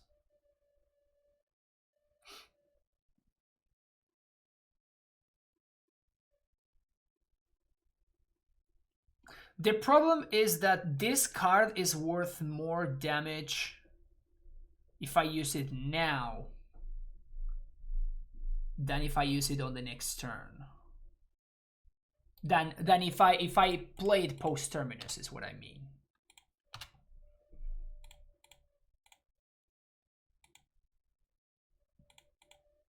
Not so much with Dryad Arbor because I can fetch Dryad Arbor later in the game if it gets Terminused.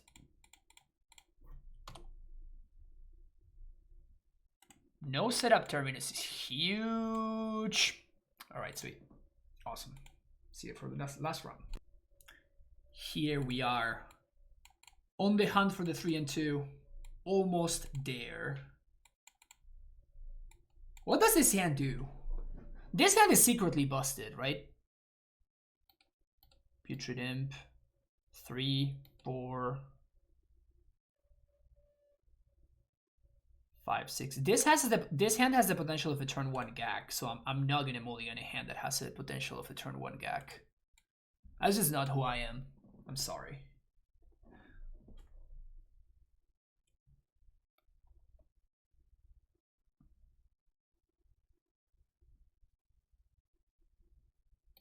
Cabal Therapy in the blind, targeting me.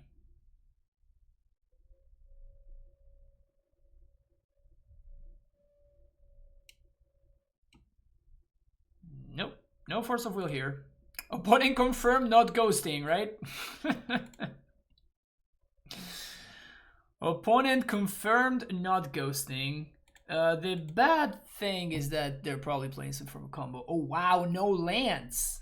All right, can we do something broken though?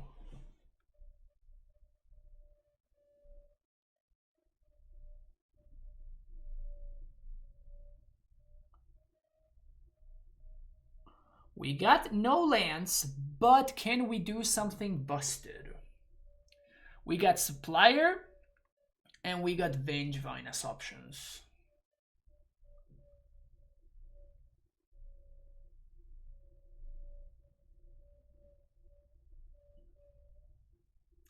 We can swing for 3 this turn, or we can hardcast a Hogaak. We swing for 4.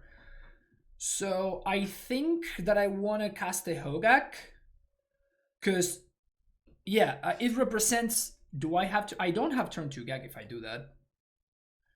Play this, play Imp. Like, I have to exile my stuff. Or I have to not attack with Vengevine.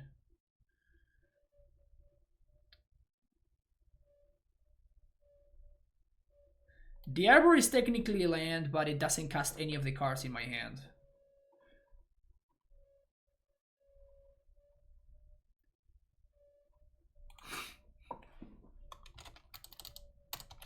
My opponent says no land.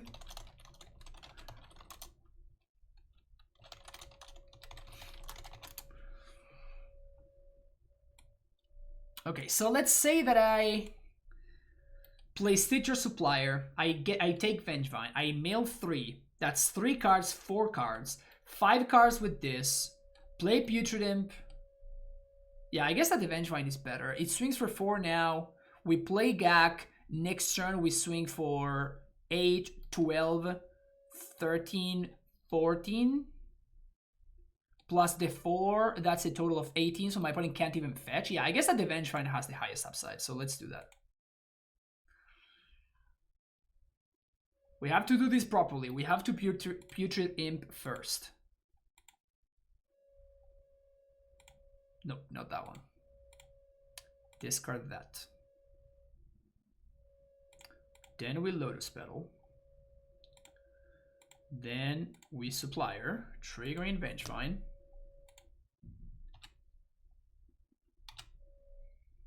Mill some. And now we Gaak, black, black. 1, 2, 3, 4, 5.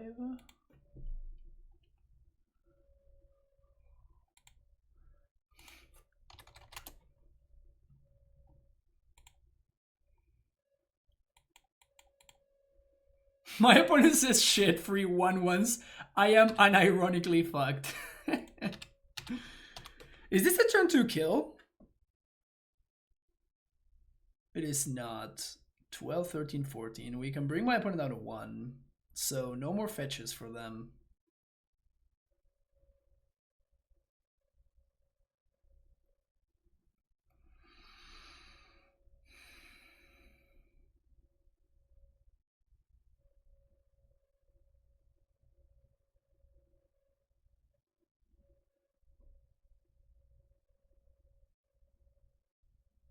That was cool.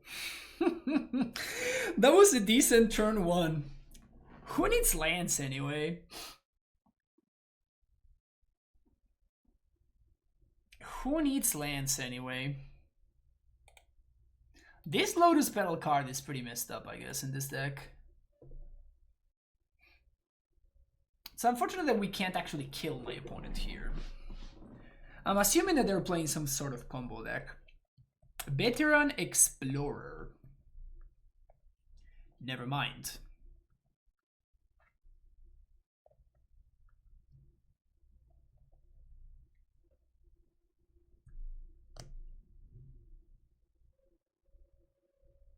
Definitely not what I was expecting. So they jump here, take 8, 9, 10.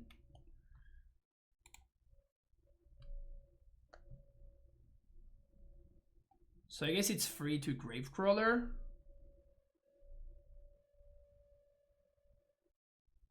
And Bloodghast, I guess.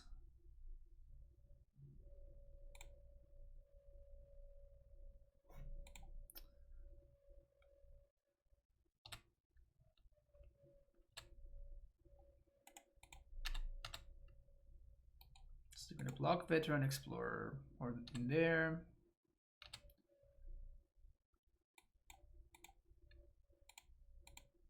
Would like some lands, please. Yeah, they're playing Nick Fit.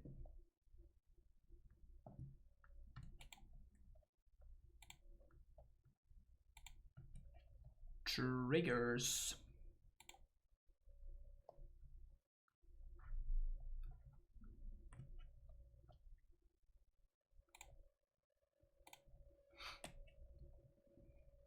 No need to play my land, and I can't Gaak here, so. Oh, also there's a Gaak in play, never mind. Bug. What can my opponent do in bug colors? That can stop me from winning. Oh, that's what they can do. Just literally kill me.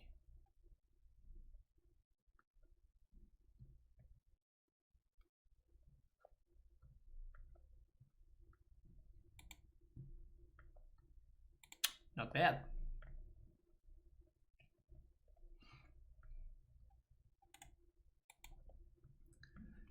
Not bad.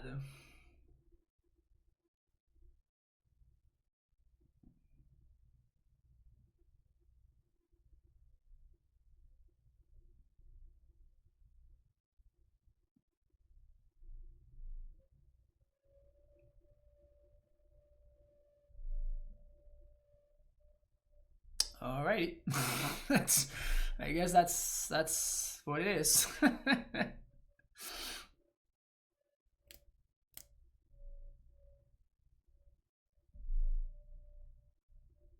Arctic Merfolk. Cavern Harpy. Look at so many draft chaff. I want to see what they're using as a win con, and after they show me, I'm just going to concede. Or they're just using Parasitic Strix. Alright, so for those of you that don't know, Aluren allows the opponent to play any creature without paying their mana cost. So what they do is they use Cavern Harpy, and then they mix it with they combo it with Parasitic Strix. So this enters the battlefield, and if you control it, a black permanent, target player loses 2 life, and this is conveniently a black permanent. And this is a 2 mana 2/1 that when it enters the battlefield, you return a blue or black card to your hand, creature to your hand, and then you can pay 1 life to return it to your hand. So effectively, it just goes infinite, and yeah, that's just how it works. They just drain you for infinite. I have to say that whenever my opponent just tells me, oh shit, I'm fucked or whatever, I lose every single time. I don't think I've ever won after my opponent has put themselves down. That's just not a thing that can happen. What can their hate be? Probably Fairy Macabre or Surgical, stuff like that.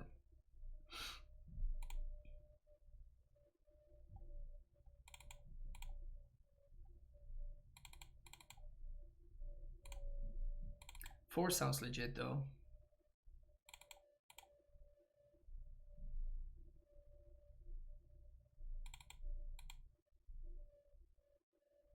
Yeah, like the classic anti-jinx, of course.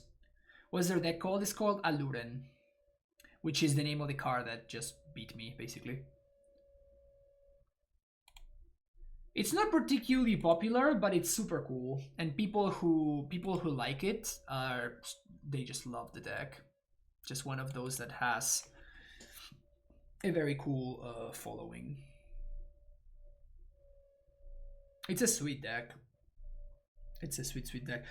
It's interesting. I hadn't really seen a shell before with Veteran Explorer though.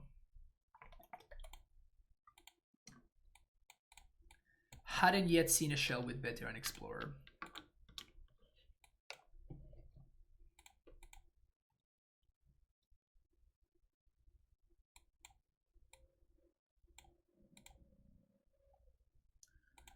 It's a troll.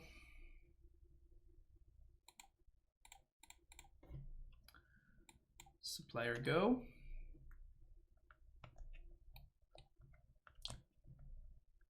Nothing to see there. Well, I see that every card name with R in it, you make it sound way cooler than it should. Udo Aluren. Yeah, I do have a rather sexy accent. Troll. Is that good for you, Kevin? Is it sexy enough for you? Troll.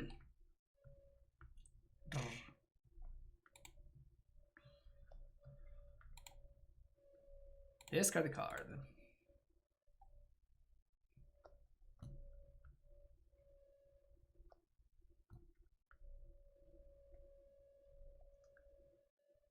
Big Pog.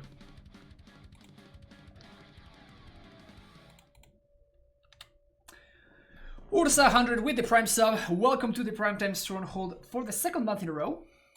Really appreciate it. You coming back? Yo, what up, man? I'm happy to be back in the Primetime Stronghold. Hell yeah. Yeah, this is my opponent just getting hasty. They didn't realize that I have priority. With Baskin Rudwalla.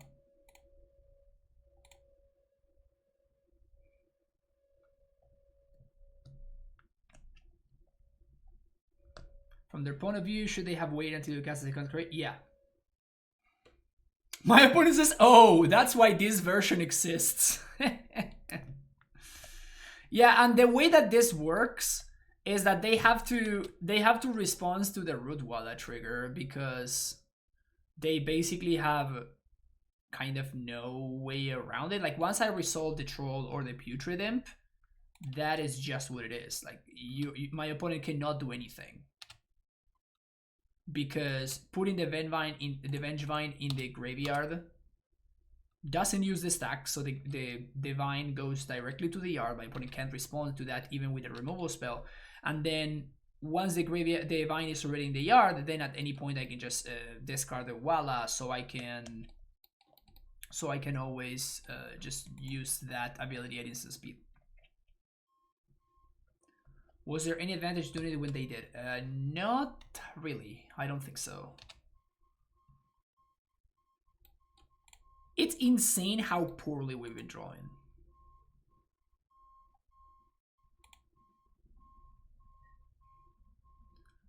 Four, 5, 6, 7, 8.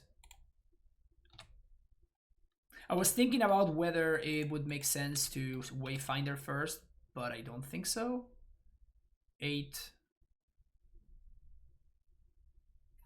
9, 10. So I just pump here, forces my opponent's Swords to Plowshares. Or this is lethal. No, it's just lethal. But yeah, that was just my opponent not being familiar with the interaction, right? And to be fair, like the interaction only gets blown out if I have exactly Rudwalla, but if I don't have Rudwalla, then there's no reason for me to be discarding the Vengevine right now. I would hold the Vengevine until the next turn. So basically what you want to do is you want to wait until the Vengevine triggers. Because of how Vengevine is worded, you cannot play around, like you cannot trigger it multiple times in the same turn. So once this trigger goes on the stack, that's kind of it. Like you are like your Vengevine, if it gets exiled, that's it. Like you can't trigger it again like you can do with Bloodghast and Fetch Lands and stuff like that. So if your idea is to Surgical or like Fairy Macabre or whatever, Vengevine, the best time to do it, is after Divine has triggered.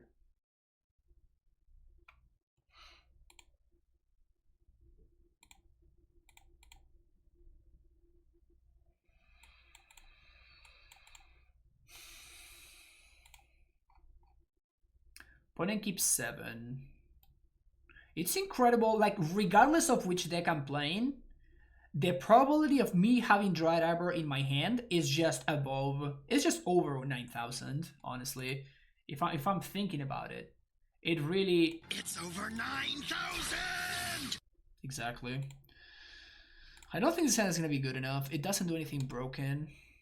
And my opponent's broken is a lot more broken than my broken, so we're gonna get outbroken. And this hand is just trash. Okay, this hand has promise. Double Supplier.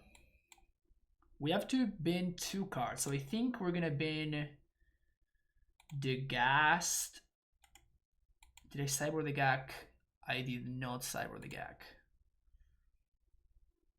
I think I'm beating Putrid Imp, which may backfire, but I think it's worth it. Sad face.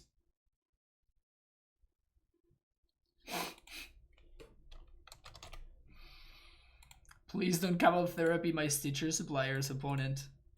Please don't do it.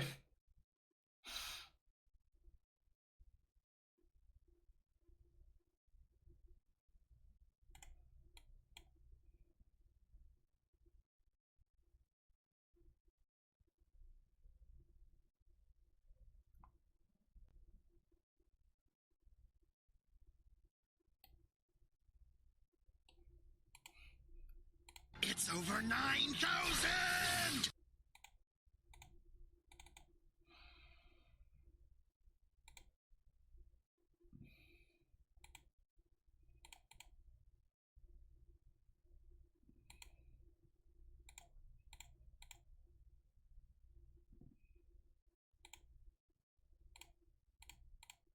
Let's be real though, like that's pretty ridiculous.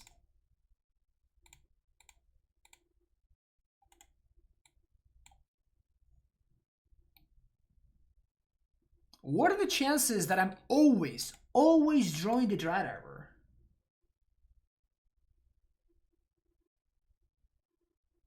It is absurd.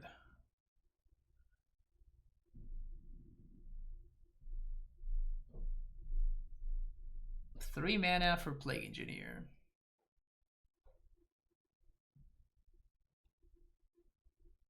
That's a zombie and that's a bunch of triggers.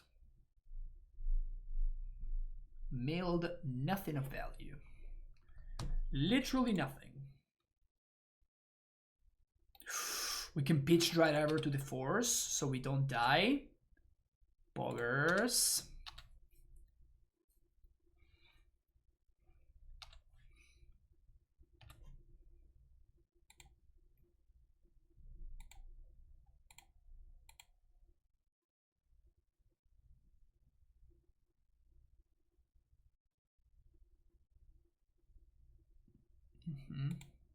Well, just gonna send it back.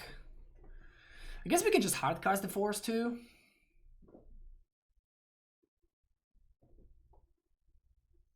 If we have to. We're just riding this Gaak to victory. Here comes the Aluren.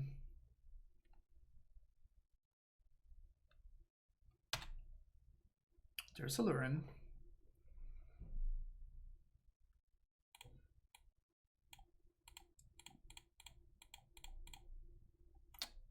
Here goes nothing. Hope they don't have the combo in response. Udo! That's funny. Of course they're jamming Uro in their deck. Why wouldn't they?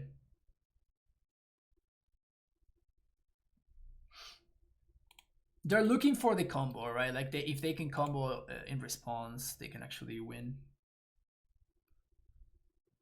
If they find the recruiter.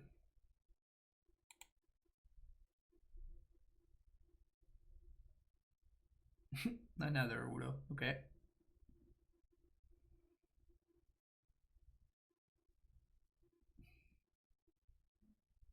Oh yeah, this does it at instant speed. I forgot to talk about that. Eternal Witness for Brainstorm.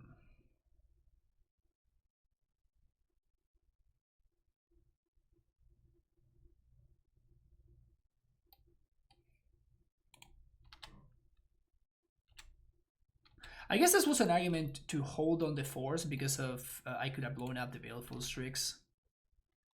I guess not that it would have really mattered, but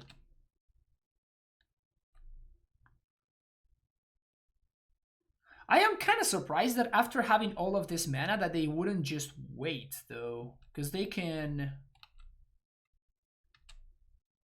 I mean, I can't beat Udo though, but they could have Eternal Witness the Aluren.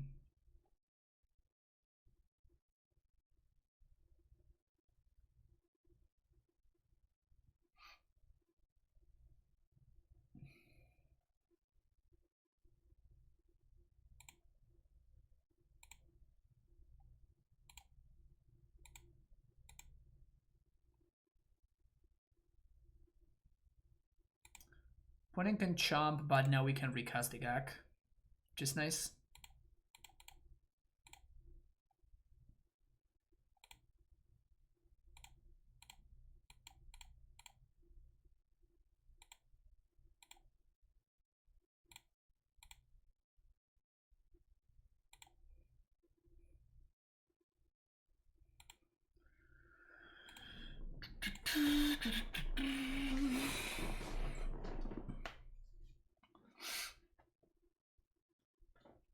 So here comes Sudo. Honestly, I kind of want to play my opponent's deck. It seems like it's probably just a worse version of Food Chain. But, like, did you see the amount of stuff that my opponent did right there? Like, how sweet is that? How incredibly sweet is that? I want to do what they're doing. Aluren number 2. It is. Okay, now they do have the combo again, so it's the same thing. Alright.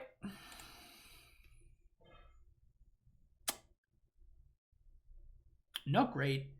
Not great. I was not really impressed by the deck, honestly.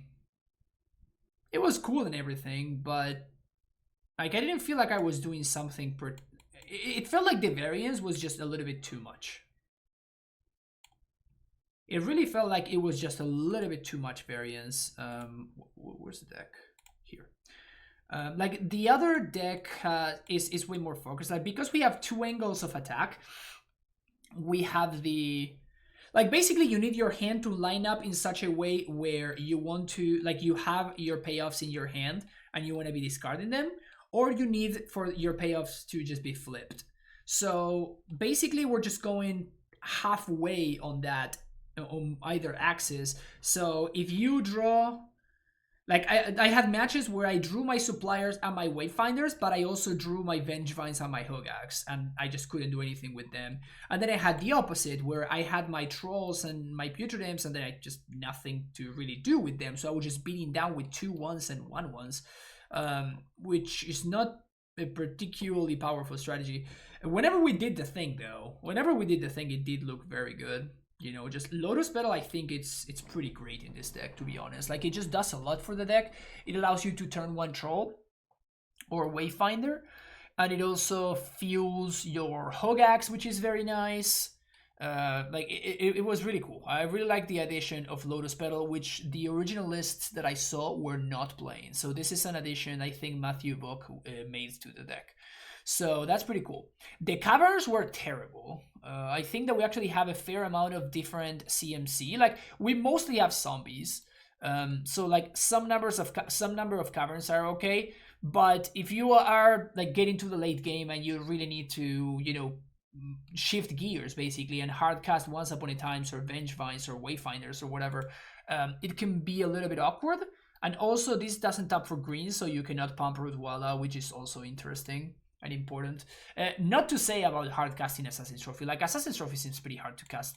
Fortunately for us, we flooded basically every single match that I played. We flooded and or we drew Dryad Arbor. So because our draws were absolute trash, we would have been able to cast Assassin's Trophy if we had drawn it. The downside, of course, is that our hands were trash, so we didn't draw the Assassin's Trophy. So that's the bad part of it. But I think the deck is cool. It's an interesting new archetype that has popped up, and it does sound interesting. It does feel like it needs a little bit more work, but it's fun. It's fun. I don't think it's like the next thing in Legacy or anything. But if things line up a little bit for you, you can be fun and you can 5-0 a league or whatever.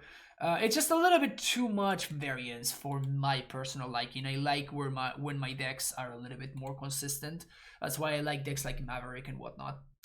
Anyway, that's gonna be it for me today. Thank you so much for watching. If this is for the YouTube channel, of course, so I'm gonna be playing another league if you're here from Twitch, but this is going to be my last match with this deck. So hope you enjoyed it. Don't forget to like and subscribe, and I will see you in the next video where we're going to be playing some green, white, black Reclaimer. So I'll see you there. Take care. Bye bye.